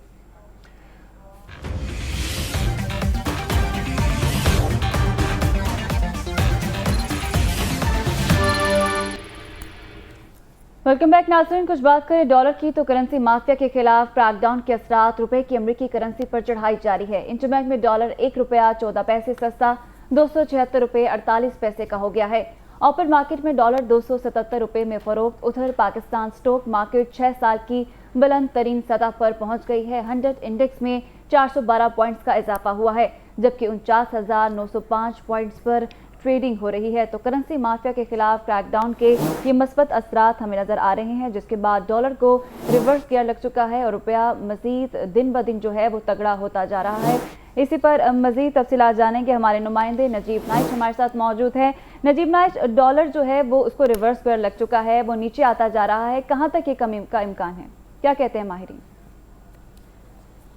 जी बिल्कुल, हुकूमती इक़दाम का असर जो है तमाम ही मार्केट में नज़र आ रहा है। इंटरबैंक में डॉलर 1 रुपये 14 पैसे अब कमी से तकरीबन 276 रुपये 48 पैसे तक आ गया है, जबकि ओपन मार्केट में डॉलर 277 रुपये तक पहुंच चुका है। इंटरबैंक में अब तक डॉलर तकरीबन 32 पैसे कम हो चुका है, जबकि ओपन मार्केट में डॉलर अपनी बुलंद तरीन सतह से अब तक 54 रुपये सस्ता हो चुका है। और तकरीबन ये छठा कारोबारी हफ्ते का आज आगाज़ था कि मुसलसल हर कारोबारी दिन में जो है इंटरबैंक और ओपन मार्केट में कमी देखी। एक दिन भी ऐसा नहीं गुजरा जिसमें इजाफा हुआ हो। इस तमाम तर जो सूरत की वजह जो हुकूमती इक़दामात हैं उसके बायस ही जो है डॉलर में बेहतरी आ रही है। उसके बायस जो ख़ास तौर पाकिस्तान मुख्तलिफ अशिया इम्पोर्ट कराता है उनमें भी जो है रिलैक्स मिल रहा है और वो चीज़ें जो है कम आवाम को भी अब मिलना कम रेट में शुरू हो गई हैं, जिसकी वजह से आवाम को एक रिलीफ सा मिल चुका है। पेट्रोलियम और दीगर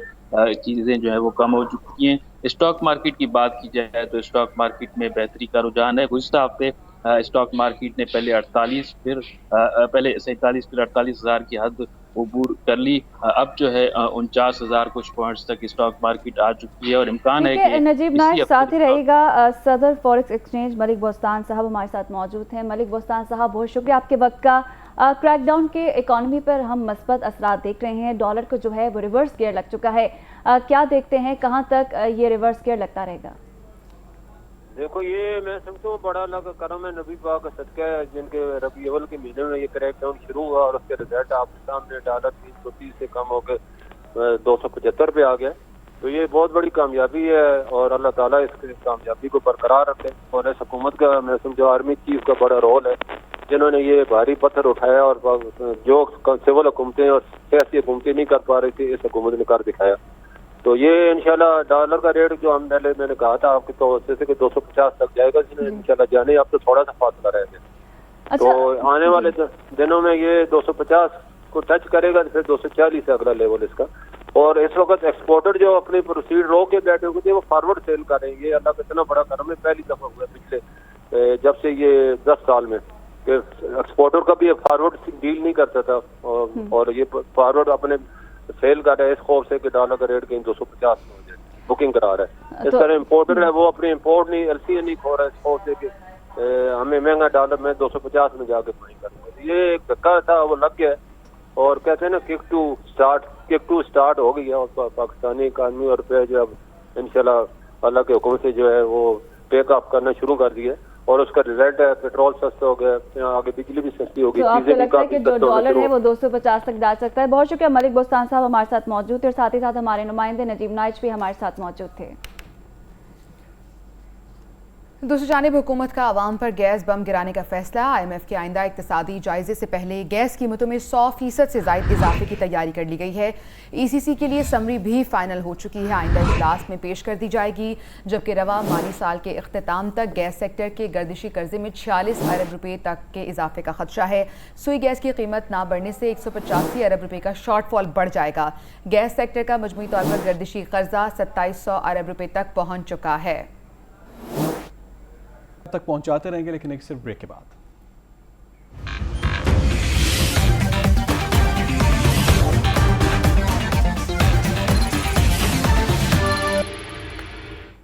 welcome back to Pakistan live. तालीमी इदारों में बुध को छुट्टी होगी या नहीं होगी, इसका फैसला आज कर लिया जाएगा। वज़ीर आला मोहसिन नकवी ने स्मॉग की सूरत हाल से मुतालिक इजलास तलब कर लिया है। लाहौर समेत पंजाब भर में स्मॉग की सूरत हाल का जायजा लेने के बाद इत्तफाक़ी राय से हतमी फैसला इस हवाले से कर लिया जाएगा।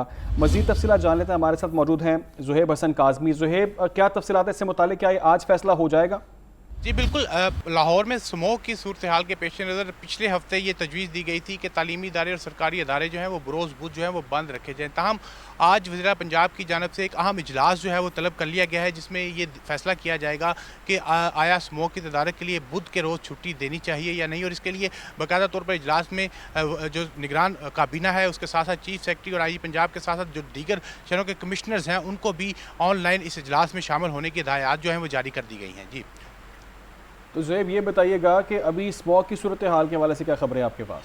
जी बिल्कुल, अभी जो हतमी फैसला है अभी तक नहीं किया गया। तमाम जो मुतलका अदारे हैं उनसे वज़ीर पंजाब ने आज बाकायदा तौर पर स्मोक के हवाले से जो रिपोर्ट है वो मुकम्मल तलब की गई है। उस रिपोर्ट पर बाहमी मुशावरत के बाद जो है वो फैसला किया जाएगा कि इस स्मोक के तदारक के लिए जो बरोज़ बुध की छुट्टी है वो करनी चाहिए या नहीं। ताहम अभी तक हतमी फैसला नहीं हुआ, ना रिपोर्ट अभी तक पेश की गई। आज शाम तक जो है ये रिपोर्ट पेश की जाएगी और उस इजलास में जो है हतमी फैसला जो है निगरान वज़ीर जो है वो करेंगे। ठीक है, हतमी फैसला आज किया जाएगा। आपने अपडेट किया ज़ुहैब काज़मी, बहुत शुक्रिया आपका। लेकिन डेफिनेटली वेदर चेंज हुआ है, बारिश हुई है, तो शायद इस वक्त थोड़ा सा स्मोक का जो है वो नहीं, एक चीज़ समझ नहीं आई कि एक दिन क्यों छुट्टी, या स्मोक से बुध वाले दिन पड़ेगी और या फिर सब मिलकर, आप मैं और हम सब मिलकर बुध वाले दिन स्मोक खत्म करेंगे, या प्लान क्या, ये समझ नहीं आ रहा। तो सवाल है, लेकिन कहीं ना कहीं एहतियाती तदबीर करनी है तो कुछ ना कुछ गवर्नमेंट सोच ही रहेगी जो ये फैसला किया गया है। नाज़रीन, अभी वक्त है ब्रेक का।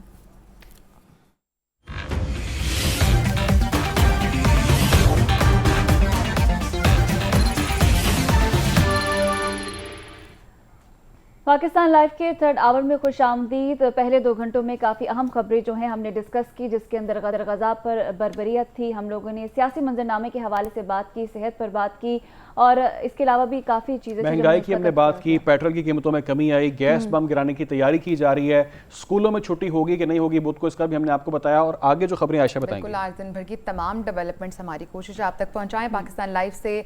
और अभी जो खबरें आ रही हैं, जैसे 21 अक्टूबर का वक्त करीब आने वाला है, तो साबिक वज़ीर-ए-आज़म नवाज शरीफ को जेल जाने से बचाने के लिए नून लीग की कानूनी टीम हरकत में आ गई है और हिकमत अमली भी उन्होंने तैयार कर ली है। ज़राए ऐसा बता रहे हैं कि अल-अज़ीज़ी और एवनफील्ड रेफरेंस में नवाज शरीफ की तरफ से इस्लामाबाद हाई कोर्ट में दरख्वास्त दायर की जाएगी और 48 घंटे में ये दरख्वास्त दायर किए जाने का इम्कान है, जिसका मुसव्विदा भी नून लीग की कानूनी टीम ने तैयार कर लिया है। नवाज शरीफ इस वक्त सऊदी अरब में मौजूद हैं, वहाँ 1 हफ्ते का उनका क़याम है और इसके बाद वो UAE जाएंगे जहाँ कुछ दिन का क़याम होगा और इसके बाद फाइनली वो पाकिस्तान पहुंचेंगे। 21 अक्टूबर का वक्त दिया गया है, तो कुछ ही दिन बाकी रह गए हैं। कानूनी टीम हरकत में आ चुकी है। नवाज शरीफ पर जो केसेस हैं उन्हें सज़ा से बचाने के लिए, जेल से बचाने के लिए नून लीग की जानिब से हिकमत अमली तैयार कर ली गई है। तो नवाज शरीफ की कानूनी टीम भी इस वक्त काफ़ी मुतहरिक दिखाई दे रही है। आगे बढ़े बताएं कि नवाज शरीफ का दौरा सऊदी अरब है। कायद मुस्लिम लीग नून की रोज़े रसूल सल्लल्लाहु अलैहि वसल्लम पर हाज़री नवाफिल अदा किए। साबिक वज़ीर-ए-आज़म सऊदी अरब से दुबई जाएंगे, अहम मुलाकातें भी मुतवक्की हैं। बिल्कुल 21 अक्टूबर को दुबई से वतन वापस रवाना होंगे। नवाज शरीफ का चार्टर्ड तैयारा हफ्ते की दोपहर 12 बजे लाहौर एयरपोर्ट पर लैंड करने जा रहा है और ये इस वक्त आप मनाजिर देख सकते हैं। नवाज शरीफ हाज़िरी दे रहे हैं, नवाफिल अदा कर रहे हैं। आपको इस हवाले से ये भी बताएं कि नवाज शरीफ की जो वापसी है उस पर रेड कारपेट नून लीग नहीं बल्कि कोई और बिछा रहा है। ये मौक़िफ़ सामने है पीपल्स पार्टी के सीनियर रहनुमा खुर्शीद शाह का। नवाज शरीफ इस हिस्से में डील से इक़्तिदार में आएंगे, इस हिस्से में उम्र के वो डील से इक़्तिदार में आएंगे तो उनकी सियासत क्या बचेगी, ये खुर्शीद शाह का कहना है। बैकडोर सियासत छोड़ दें, कब तक बैकडोर सियासत चलती रहेगी? खुर्शीद शाह ने यह अहम सवाल उठाया है। उन्होंने कहा कि चेयरमैन पीटीआई और नवाज शरीफ में क्या फ़र्क रहा, ये भी उन्होंने सवाल किया। जैसे 2018 में चेयरमैन पीटीआई को इक़्तिदार दिया गया, वैसे अब नवाज शरीफ को इक़्तिदार दिया जा रहा है। ये अहम बयान दिया गया है खुर्शीद शाह की जानिब से। नवाज शरीफ एक मुजरिम और इश्तिहारी हैं, कैसे जहाज़ से उतरकर जलसागाह जाएंगे, ये बहुत इंपॉर्टेंट क्वेश्चंस हैं जो पीपल्स पार्टी के सीनियर रहनुमा खुर्शीद शाह ने उठाए हैं। इस पर बात करने के लिए हमारे साथ मौजूद हैं पीपल्स पार्टी के रहनुमा हसन मुर्तज़ा साहब। हसन मुर्तज़ा साहब, बहुत शुक्रिया आपके वक्त का।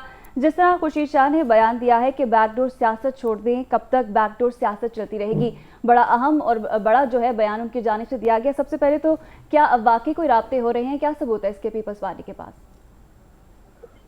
देखें, मियाँ साहब हमारे लिए बड़े काबिल एहतराम हैं, बड़े मोतबर सियासतदान हैं इस मुल्क के, और उनका ये डिबेट तो है ही नहीं है पाकिस्तान पीपल्स पार्टी की कि वो गुनहगार हैं या बेगुनाह हैं या उनकी पॉलिटिकल विक्टिमाइजेशन हुई है या नहीं हुई। सवाल तो ये है कि एक अदालत से उन्हें कन्विक्शन हुई और वो बीमारी के की वजह से बाहर चले गए, तो अब वो वापस आ रहे हैं तो वो एक अदालत से इश्तिहारी उन्हें करार दिया गया, तो उन्हें अदालत से रिलीफ लेकर वो सियासत करें। बिल्कुल पीपल्स पार्टी तो हमेशा कहती रही है कि वो आए और अपना आईनी और सियासी किरदार अदा करें।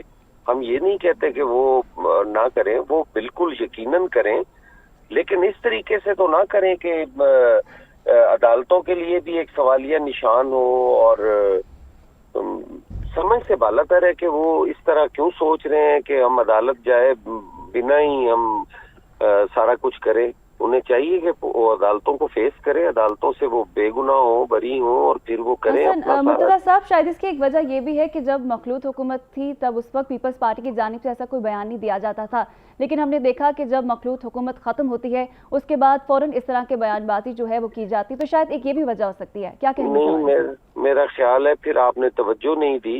आसिफ अली जरदारी साहब ने भी उन्हें कहा था कि वो वापस आए और आकर वो सियासत करें और उन्हें अपना किरदार अदा करना चाहिए। उस पर भी PMLN ने काफी बातें की थी कि ये बयान क्यों दिया गया है। तो पीपल्स पार्टी तो हम तो कहते हैं कि आइन और कानून की बालादस्ती हो। बिल्कुल अदालतें उन्हें बेगुनाह कर देंगी तो वो करें ना सियासत, कौन उन्हें मना करता है। हमें तरीकाकार पे तो बात करने का हक है कि ये तरीका दुरुस्त नहीं है। बाकी अदालतों से तो हम नहीं कहते कि कोई आदमी सुरखरू ना हो या अदालतें इंसाफ ना करें, हम तो कहते हैं अदालतें इंसाफ करें। अच्छा हसन मुर्तज़ा साहब, आपकी जमात की जानिब से लेवल प्लेइंग फील्ड की बहुत बात की जाती थी, क्या अब आपकी जमात को लेवल प्लेइंग फील्ड जो है वो मिल रही है? अब आपने बिल्कुल वही अपने सवाल का जवाब भी आपके सवाल के अंदर ही है। यही बात तो हम कहते हैं कि कानून सबके लिए होना चाहिए। किसी को बाहर से आकर बगैर अदालतों का सामना किए तो खेलने का मौका मिले और कईयों को वो हालात मुयस्सर ना हो जिसमें वो सियासत कर रहे हैं। तो यही पीपल्स पार्टी का एतराज है, यही लेवल प्लेइंग फील्ड है कि सबके साथ एक जैसा सलूक होना चाहिए। तो इसमें आपके अपना सवाल और जवाब एक ही है आपका। तो हसन मुर्तज़ा साहब, आप इस पर क्या कहते हैं? क्या नवाज शरीफ जब वतन वापस आते हैं तो क्या उनको जेल में डाल देना चाहिए या क्या? नहीं, देखें, अगर वो उन्हें अदालत कोई बेल देती है, इंटरम बेल देती है, वो अपनी वो बेल अवेल करे और अगर उन्हें सरेंडर करके जेल जाना पड़ता है तो जेल में भी जाने से मेरा तो नहीं ख्याल कि कोई ऐसी बुरी बात है अगर वो जेल भी चले जाएं तो। अच्छा हसन मुर्तज़ा साहब, एक तो ये बताइएगा कि पंजाब में पीपल्स पार्टी की क्या स्ट्रैटेजी होगी और मियां नवाज शरीफ की वापसी को पीपल्स पार्टी किस तरह देखती है? मियां नवाज शरीफ साहब इस मुल्क में 3 दफा वजीर आजम रहे हैं, सियासतदान हैं, उनको पूरा हक है सियासत करने का। और पीपल्स पार्टी का और मियां साहब के आने से क्या फर्क पड़ेगा? मेरा नहीं ख्याल कि कोई फर्क पड़ेगा। पीपल्स पार्टी तो उनके वापस आने के रास्ते हमेशा हमवार करती रही है। हमने तो तीसरी बार वजीर आजम बनने के लिए जो अहलियत थी वो पाकिस्तान पीपल्स पार्टी की गवर्नमेंट में हुई थी, तो हमें तो कोई फर्क नहीं पड़ता। उन्होंने अपनी नजरिए के साथ, अपने बयानिए के साथ सियासत करनी है, पीपल्स पार्टी अपने नजरियात के साथ सियासत कर रही है। हम 2 अलग नजरियात की जमातें हैं, तो इससे किसी को भी फर्क नहीं पड़ेगा। ठीक है, बहुत शुक्रिया। पीपल्स पार्टी के रहनुमा मुर्तज़ा हसन हमारे साथ मौजूद थे, आपके वक्त का बहुत शुक्रिया। अच्छा, अब पीपल्स पार्टी की जानिब से कोई उस तरह से स्टेटमेंट नहीं दी जा रही है, सिर्फ बयानबाजी हो रही है और कोई क्लियर स्टेटमेंट नहीं दी जा रही है आएंगे तो ये होगा वो होगा। वो कह रहे हैं जी, ऐड कर दूं कि कानून का सामना तो वो कर रहे हैं। आज हमने भी कुछ देर पहले नाज़रीन को खबर दी है क्योंकि लीगल टीम हरकत में आ गई है, उन्होंने मुसव्वदा तैयार कर ली है, वो कानून फेस करेंगे तो डेफिनेटली वो इस मुल्क में वापस आ रहे हैं। लेकिन सवाल एक और बड़ा इंपॉर्टेंट है, एक और चीज़ भी डिस्कस होनी चाहिए, वो ये है कि खुर्शीद शाह साहब ने कहा कि जिस तरह से चेयरमैन PTI को इक़्तिदार में लेकर आए और अब नवाज शरीफ को इक़्तिदार में लेकर आया जा रहा है, तो आपको क्यों नहीं लेकर आया इक़्तिदार के अंदर? आप भी उनके साथ उनकी मुश्तरका हुकूमत आपने बनाई, मिलकर बनाई आपने हुकूमत। आपको इतराज़ ये है कि आपको क्यों नहीं लेके आ रहे? आपके जो इत्तेहादी थे उनको लेके आ रहे हैं, तो आपको तो उस पर खुश होना चाहिए कि जो आपके साथ है वो आ रहे हैं। अब आप कह रहे हैं अब साथ नहीं है, बस कह रहे हैं इत्तेहाद बस 16 मंथ्स के लिए था, जो PDM की गवर्नमेंट थी तब तक का इत्तेहाद था। अच्छा, मैं फिर वही बात कहूँगी कि 21 अक्टूबर के बाद जब तक नवाज शरीफ यहाँ पाकिस्तान की सरजमीन पर लैंड नहीं करते, सियासत तब शुरू होगी। उसके बाद आप देखिएगा क्या बयान आते हैं, किस तरह से चीज़ें चेंज होंगी, तब सही सियासत शुरू होगी। नवाज शरीफ तो सज़ा याफ्ता है, वतन वापसी पर कानून का सामना भी लाजिम है। अदलिया खुसूसी रिलीफ देकर खुसूसी मिसाल कायम नहीं कर सकती। पीपल्स पार्टी का एक बार फिर इंतखाबी शेड्यूल और इलेक्शन की हतमी तारीख का ऐलान करने का मुतालबा सामने आया है। ये नैयर बुखारी कह रहे हैं और वो कहते हैं कि निगरान हुकूमत का मैंडेट होता है शफाफ इंतखाबात के लिए इलेक्शन कमीशन की मुआवनत करना।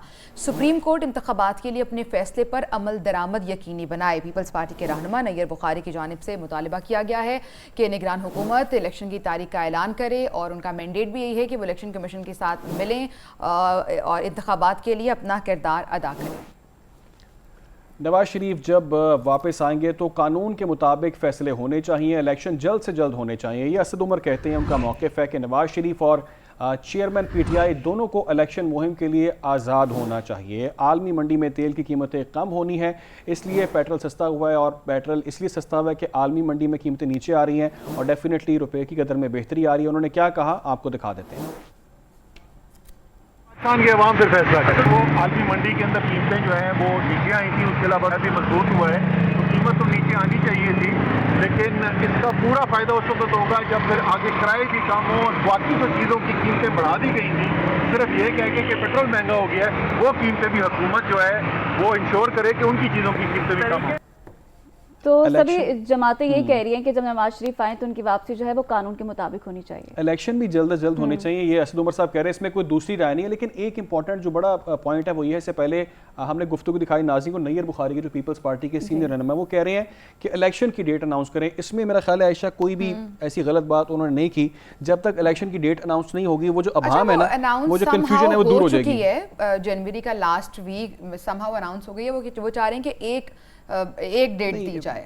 वो डेट देने में क्या हर्ज है, यही तो प्रॉब्लम है कि भाव नहीं खत्म। अगर आपने आखिरी हफ्ता क्यों बोला आपने? आपको याद है तारड़ साहब का वो बयान कि अगर इलेक्शन डिले होते हैं तो हम PTI के साथ एहतजाज में शामिल होंगे, हम पीपल्स पार्टी के साथ एहतजाज में शामिल होंगे।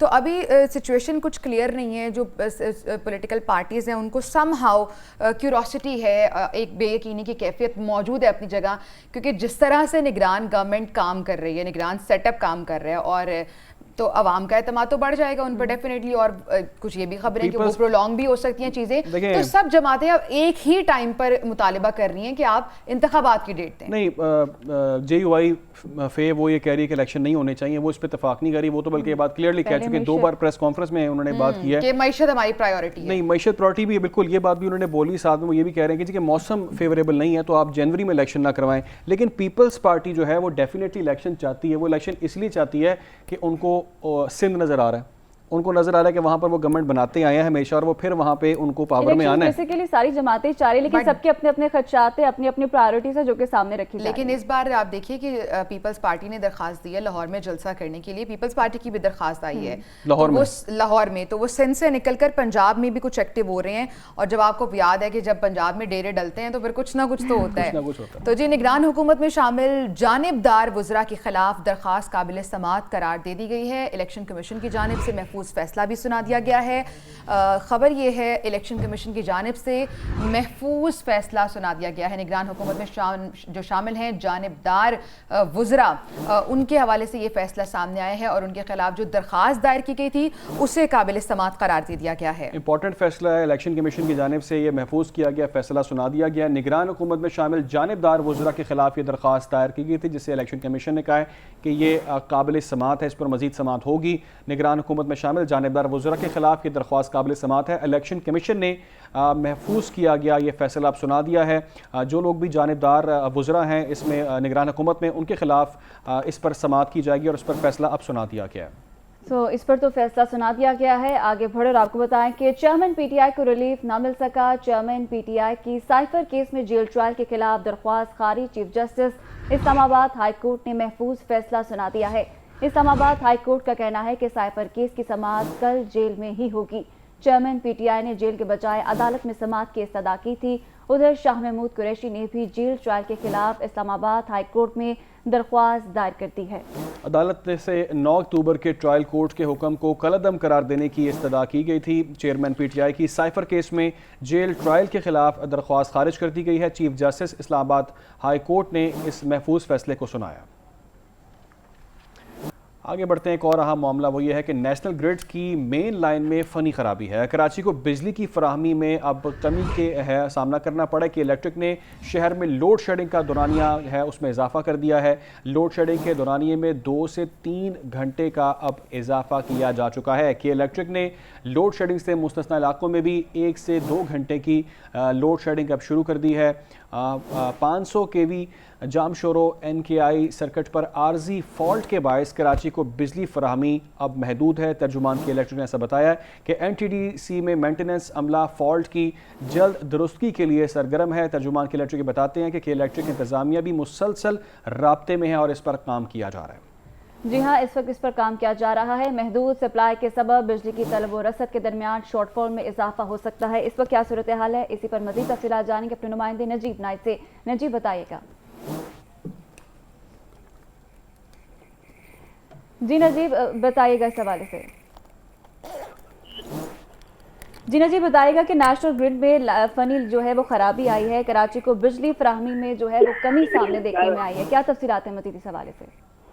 जी बिल्कुल, नेशनल ग्रिड की मेन लाइन में फनी खराबी के सबब कराची में बिजली की फराहमी जो है वो मौसूल कर दी गई है कि इलेक्ट्रिक ने शहर में लोड शेडिंग का दौरानिया में भी इजाफा कर दिया है और लोड शेडिंग वाले इलाकों में जो दौरानिया है वो 2 से 3 घंटे का इजाफा उसमें कर दिया गया है कि इलेक्ट्रिक ने लोड शेडिंग से मुस्तस्ना इलाकों में भी 1 से 2 घंटे की लोड शेडिंग शुरू कर दी है। ताहाल जो है वो ग्रिड स्टेशन में खराबी के बायस मुख्तलिफ इलाकों में बिजली बंद है और इम्कान ये जाहिर किया जा रहा है कि इलेक्ट्रिक के जराये से कि उसमें अभी कुछ वक्त लग सकता है। आज कारोबारी दिन है, इस वक्त तक मुख्तलिफ इलाकों में बिजली मौसूल है। जी ठीक है, बहुत शुक्रिया नजीब नाइट हमारे साथ मौजूद थे। और जो ये फ़नी ख़राबी हुई है जिसकी वजह से बिजली जो है इस वक्त मअतल है और उसके टाइम ड्यूरेशन है वो काफ़ी बढ़ता जा रहा है, उस हवाले से हमें बता रहे थे हमारे नुमाइंदे नजीब नाइट। जी मारिया, कराची में जो बिजली की सूरत हाल है वो तो आपने बता दी। कुछ कराची की सियासत की बात करें तो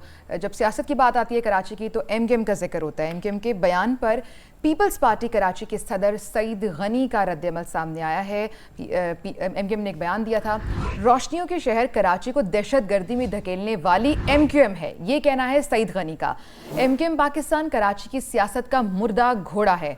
बोरीबंद लाशों और भत्ताखोरी को MQM ने अपनी शनाख्त माना है। ये बड़ा सख्त रद्दअमल दिया है सईद गनी की जानिब से। वो कहते हैं कि MQM पाकिस्तान शदीद अंदरूनी इंतशार का शिकार है।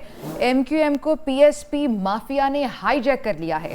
कराची के ज़िमनी इंतखाबात के नताइज ने MQM को बल्दियाती इंतखाबात से भागने पर मजबूर कर दिया। MQM एक मरतबा फिर दहशतगर्दी और धांधली के जरिए कराची में इलेक्शन जीतने के ख्वाब देख रही है। MQM छोड़ने वाले कारकुनों को धमकियां देकर वापस आने का दबाव भी डाला जा रहा है। अब कराची में MQM को की कोई ड्रामेबाजी नहीं चलने वाली। सईद गनी ने बहुत सख्त रद्दअमल दिया है।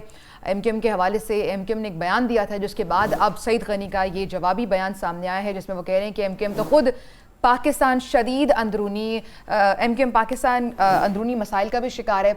इसी पर बात कर लेते हैं। हमारे साथ लाइन पर मौजूद हैं मोहम्मद सलमान, हमारे साथ मौजूद, से बात करते हैं। मोहम्मद सलमान, क्या बयान दिया गया था MQM की जानिब से जिस पर रद्दअमल सामने आया? जी बिल्कुल, MQM की जानिब से जो है वो बयान जब सामने आया कि इल्ज़ाम तराशी की गई पीपल्स पार्टी पे, करप्शन के इल्ज़ाम लगाए गए, सिस्टम के इल्ज़ाम लगाए गए, तो MQM के बयान के जवाब में कराची के सदर सईद गनी जो पीपल्स पार्टी के हैं, उन्होंने जवाब दिया और उसमें जो शहर कराची में जो है दहशतगर्दी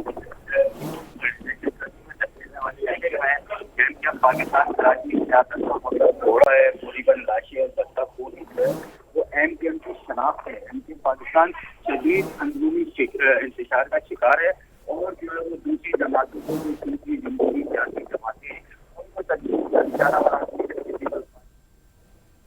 ठीक है, मोहम्मद सलमान से हम दोबारा रब्ता करने की कोशिश करेंगे। कुछ टेक्निकल फॉल्ट की वजह से आवाज़ हमें ठीक तरह से नहीं आ रही, लेकिन ये बहुत इंपॉर्टेंट बयान है जो सईद गनी की जानिब से दिया गया। इसलिए इंपॉर्टेंट है क्योंकि उन्होंने कहा कि MQM जो है उसको PSP ने हाईजैक कर लिया है और MQM इस वक्त अंदरूनी इख्तलाफात का शिकार है। उन्होंने उनको बड़े रेफरेंस दिए और कहा कि जी आप वो हैं जो बोरीबंद लाशों का उन्होंने जिक्र किया इस हवाले से। और ये वो चीज़ है जब MQM की जानिब से करप्शन चार्जेस लगाए गए, करप्शन के इल्ज़ाम लगाए गए पीपल्स पार्टी का, तो उसके रद्दअमल में सईद गनी का ये रिएक्शन सामने आया। उन्होंने कहा कि भत्ताखोरी MQM की शनाख्त है और बोरीबंद लाशों का उन्होंने हवाला दिया। बिल्कुल, माजी का उन्होंने जिक्र किया, MQM का जो माजी था उसकी उन्होंने बात की है।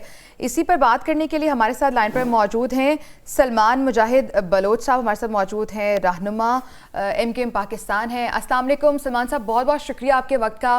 सलमान साहब, सईद गनी साहब बहुत सख्त रद्दअमल दे रहे थे MQM के ही एक बयान का कि MQM तो कराची की सियासत का एक मुर्दा घोड़ा है और बोरीबंद लाशों का उन्होंने जिक्र किया और क्या कुछ नहीं आपने देखा होगा, क्या आप उसको उस पर स्टेटमेंट देंगे?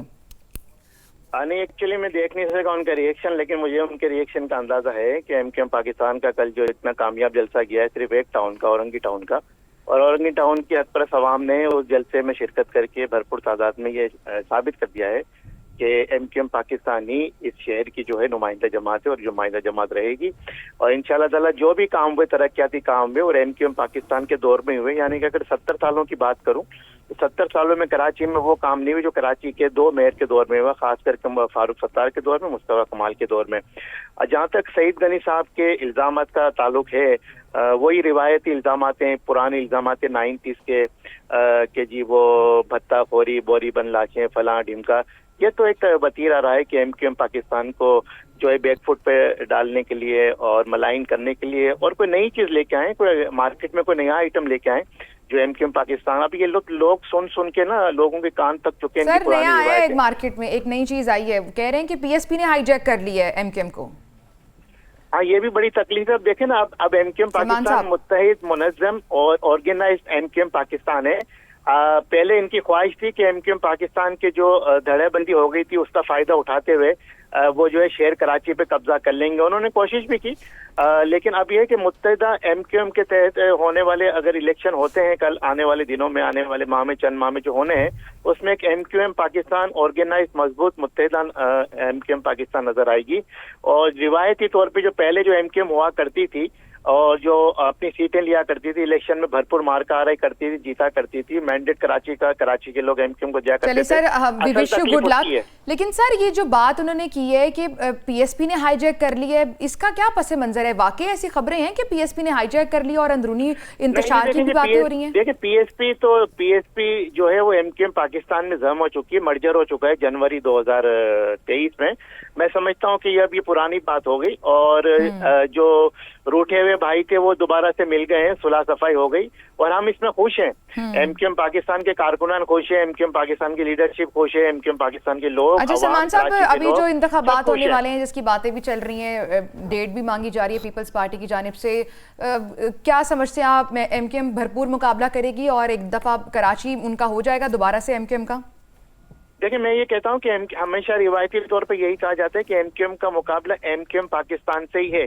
अब ये कल का जो जलसा जहाँ पर हुआ है जर्मनी ग्राउंड औरंगी टाउन में, या 2002 में एमक्यूएम पाकिस्तान ने जलसा किया था, कल के जलसे ने उस जलसे का भी रिकॉर्ड तोड़ा है। तो एमक्यूएम पाकिस्तान का मुकाबला हमेशा एमक्यूएम पाकिस्तान से ही होता है, यानी अपने पिछले रिकॉर्ड से होता है। और मैं समझता हूँ कि पीपल्स पार्टी को चाहिए कि उनकी जो 2-3 सीटें हुआ करती थी लियारी से, मलीर से या केमाड़ी से, केमाड़ी में तो जो है 2013 में मैंने खुद जो है वहाँ के पीपल्स पार्टी के उम्मीदवार एज एमक्यूएम के उम्मीदवार के तौर पर कादर पटेल को शिकस्त दी थी और वो पहली दफा एमक्यूएम वहाँ से सीट जीती थी। तो इंशाल्लाह ताला जो एमक्यूएम पाकिस्तान है भरपूर कामयाबी हासिल करेगी और पीपल्स पार्टी का जो एक ख्वाब है कि वो कराची में जो है वो पंजा आजमाई करके, जोर जबरदस्ती करके या बदमाशी करके या रिगिंग करके या धांधली करके सीटें हासिल कर लेंगे, उस ख्वाब को एमक्यूएम पाकिस्तान कभी भी शर्मिंदा ताबीर नहीं होने देगी इंशाल्लाह। बहुत बहुत शुक्रिया। सलमान मुजाहिद बलोच हमारे साथ मौजूद थे, रहनुमा है मुत्तहिदा कौमी मूवमेंट पाकिस्तान के, और वो कह रहे हैं कि ये नहीं उन्होंने कहा कि हमारा मुकाबला पीपल्स पार्टी से होगा, वो कह रहे हैं हमारा मुकाबला बमुकाबला एमक्यूएम ही होगा। में इल्जाम तराशी बयानबाजी तो चलती रहती, तो ये कोई नया वाकया नहीं है, लेकिन सईद गनी की जानिब से काफी सख्त रिमार्क्स थे। इसी बात पे ब्रेक ले लेते हैं, फिर वापस आते हैं।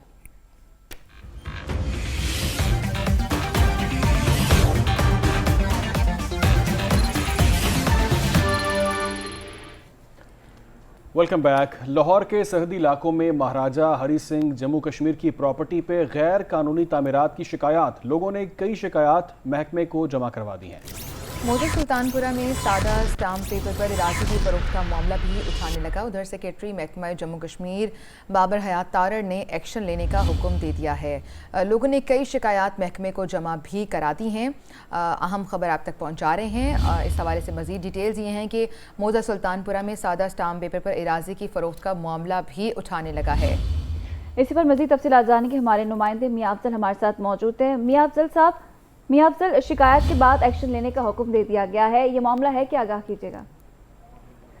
जी, इस हवाले से ये है कि ये जम्मू कश्मीर की प्रॉपर्टी है जो महाराजा हरी सिंह की है। ये कश्मीर के हवाले से ही इसकी प्रॉपर्टी तमाम की तमाम जो है वो रिलेटेड है और इनका जम्मू कश्मीर का एक एक्ट है कि एक्ट में ये है कि जब तक जम्मू कश्मीर का मामला हल नहीं होता तब तक ये तमाम की तमाम प्रॉपर्टी जो है ये फरोख्त नहीं हो सकती। जम्मू कश्मीर का मामला तो यूं का तूं पड़ा हुआ है, लेकिन सरहदी गांव जो है ये इसके इर्द गिर्द BRB के राइट और लेफ्ट दोनों साइडों पर जम्मू कश्मीर की जो प्रॉपर्टी है इन पे जो है वो सेल परचेज का काम शुरू हो गया और बाद बड़े सियासी जो लोग हैं जिनका मुख्तलिफ सियासी जमातों से तल्लक है वो उन्होंने वहाँ पे जो है हाउसिंग सोसाइटियाँ बना के उसको सादा स्टामों पे इस हराजी को जो है वो बेचना शुरू कर दिया है और ये सिलसिला अपने अरूज पे पहुंच चुका है। अभी हाल ही में आने वाले नए सेक्रेटरी जो है बाबर हयात तारड़, जब उनके ये नोटिस में लाया गया तो उन्होंने कहा जी मैं तो अभी आया हूँ, मुझे नहीं पता,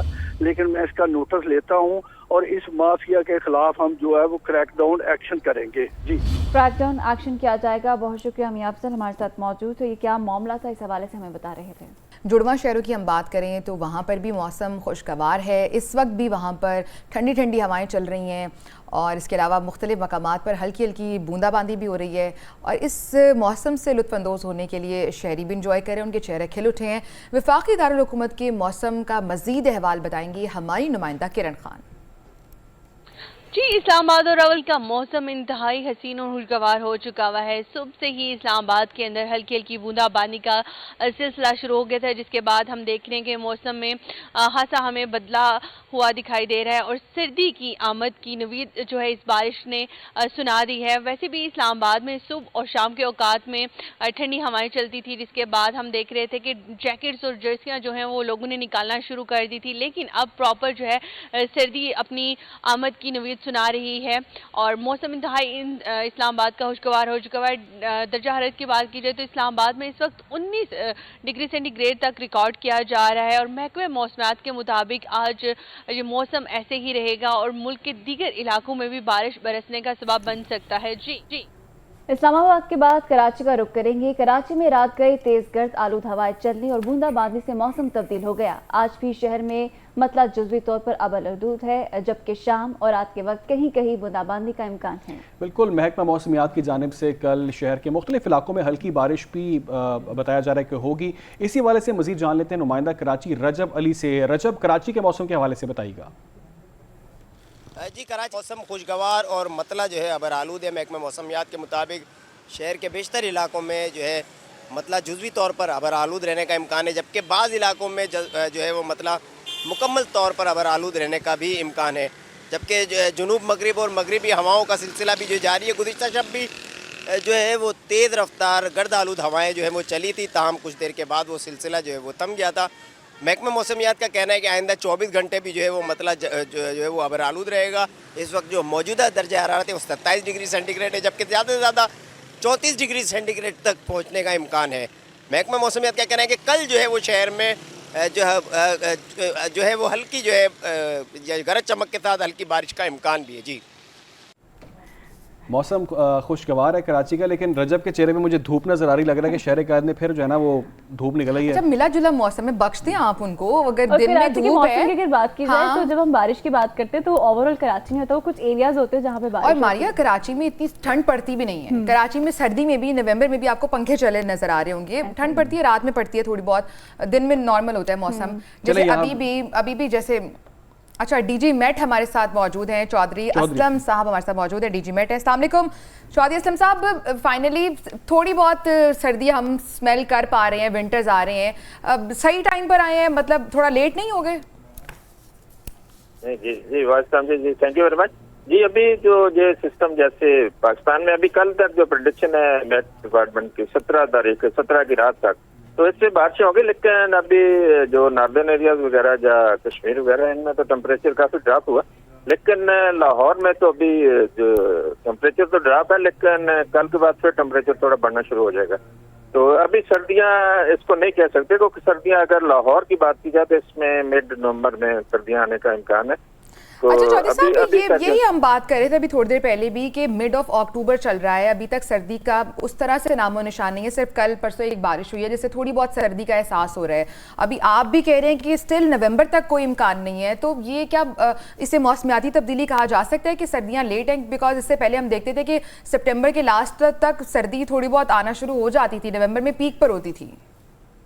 लेकिन देखें, अभी जो ये जो अक्टूबर का मंथ होता है, ये तो पाकिस्तान में गर्म मौसम होता है, इसमें टेम्परेचर ज्यादा होते हैं। तो अभी जैसे ये वेस्टर्नली जो सिस्टम है, ये मगरबी हवाओं का जो सिस्टम है, ये सर्दियों वाला सिस्टम है, क्योंकि मानसून तो बिल्कुल ही खत्म हो चुका है। तो इसमें जो है ये सर्दी ठंडक महसूस होती है, बल्कि इसमें सर्दी होती है, क्योंकि जो मानसून का सीजन है वो कट ऑफ हो चुका है और मॉइस्चर जो हब्बस वाला सिस्टम वो खत्म हो चुका है। तो अभी इसमें आप सर्दी ही महसूस करेंगे। अच्छा चौधरी साहब, एक ये मैं चीज़ पढ़ रही थी, एक आर्टिकल पढ़ी थी मौसमियाती तब्दीलियों के हवाले से, और ये भी प्रेडिक्शन है कि इस साल पाकिस्तान में जो बर्फबारी होगी वो बहुत शदीद होगी, सर्दी बहुत शदीद होने वाली है। तो आप समझते हैं कि ये प्रेडिक्शन बिल्कुल ठीक है? जो लास्ट ईयर की अगर हम बात करें तो उससे ज़्यादा शदीद होगी सर्दी, चाहे कम टाइम के लिए हो, लेकिन शदीद होगी। लेकिन देखें, अभी तक जो प्रेडिक्शन है अगले कोई 3 माह की, तो उसमें तो वो ऑलमोस्ट नॉर्मल सर्दियों की प्रेडिक्शन है, अभी जो एनालिसिस हम कर रहे हैं। लेकिन जो दिसंबर या जनवरी में होगा उसमें सर्दियां कुछ ज्यादा होंगी, तो उसमें तो वैसे टेम्परेचर बहुत ज्यादा कम होता है पाकिस्तान में, तो इस बार तो सर्दियां उसमें ज्यादा आने का इम्कान है। अच्छा चौधरी साहब, कराची की बात कर लेते हैं। अभी हम इससे पहले भी बात कर रहे थे, मारिया भी यही कह रही थी कि कराची में अभी हमने रजब से भी बात की, तो दिन में वहाँ धूप है, मौसम मिला जुला होता है, इवन नवंबर में वहाँ पंखे चल रहे होते हैं। तो कराची की क्या प्रेडिक्शन है आपकी विंटर्स को लेकर? जी, अभी अगर अभी की प्रेडिक्शन रही तो अगले 2 से 3 दिन में तो कोई हल्की बारिश का इम्कान है, लेकिन उस कराची में कोई ज्यादा प्रेडिक्शन नहीं है। कोई नॉर्मल के मुताबिक नॉर्मली बहुत कम बारिशें होती हैं कराची में, जैसे 5 मिलीमीटर अगर हो गई पूरे मंथ की। विंटर्स की सर्दियों में उसमें दिसंबर और जनवरी के कोई 1 माह सर्दी आएगी, लेकिन वो भी सर्दी इतनी ज्यादा नहीं होगी। अच्छा, सिर्फ 1 माह की सर्दी आएगी कराची में, वो भी कोई इतनी ज़्यादा नहीं होगी, यानी कराची वाले मेरा ख्याल है यूएई वाला मौसम भी इंजॉय कर रहे हैं। जैसे यूएई में भी इतने से टाइम के लिए आती है, दुबई में सर्दी 15-20 दिन के लिए। आप हंस रहे हैं। चौधरी असलम साहब, बहुत बहुत शुक्रिया आपके वक्त का। अली कुछ ऐड करना चाह रहे हैं कि कराची वाले मेरा ख्याल है दुबई वाला मौसम इंजॉय करते हैं, जस्ट लाइक इन दुबई आपको सिर्फ 10 से 15 दिन की सर्दी आपको मिलती है। असल में वो आपने अगर उनकी बात समझी हो ना, तो वो सिंपल सी बात कह रहे हैं कि जिसने खाने ना समोसे और ये पकौड़े शकौड़े वो 2 दिन में खा लें, अभी सर्दी नहीं आ रही, अभी दोबारा गर्मी कल से दोबारा शुरू हो जानी 2-4 दिन अच्छा, बाद। That's very sad. ये मौसमियाती तब्दीलियाँ ही हैं जिसका हम सबको सामना करना पड़ रहा है। आप इससे मुतासिर हैं, हम सब मुतासिर हैं। और मेरा ख्याल है कि जब जिस हमारे जैसे खत्ते में एक बहुत लंबे अरसे तक जब आपको गर्मियों का सामना करना पड़े ना, तो लिटरली यहाँ पर विंटर्स को सेलिब्रेट किया जाता है। ऐसे अब हम यही उम्मीद करते हैं कि सर्दियाँ जो हैं जल्दी आ जाएं और अच्छी खूब पड़े। 1 महीना और इंतजार करना पड़ेगा। आगे बढ़ते हैं और बात ये करें कि सैलाब ज़दगान के लिए टेलीथॉन में फंड जमा करने का ये मामला है। जमाशुदा फंड्स में मुबैना करप्शन और खुर्द बुर्द के खिलाफ शिकायत पर तफ्तीश मुकम्मल हो चुकी है। नैब ने चेयरमैन PTI के खिलाफ शिकायत की तस्दीक के बाद उसे बाज़ाब्ता इंक्वायरी में तब्दील करने की सिफारिश कर दी है। अगस्त 2022 में टेलीथॉन के जरिए सैलाब ज़दगान के लिए 4 अरब 32 करोड़ रुपए जमा किए गए। खान पर 4 अरब 32 करोड़ रुपए के फंड्स को गलत इस्तेमाल करने का इल्ज़ाम है। नैब ने इस केस की शिकायत की तस्दीक करके इस केस को इंक्वायरी में बदलने की दरख्वास्त की है। 3 टेलीथॉन के दौरान मजमूई तौर पर 15 अरब के वादे होने बैंकों को सिर्फ इसमें 4.6 अरब वसूल हुए और PTI फाउंडेशन USA ने $6.5 लाख डिक्लेयर नहीं किए थे। ये ज़राए की जानिब से बताया जा रहा है।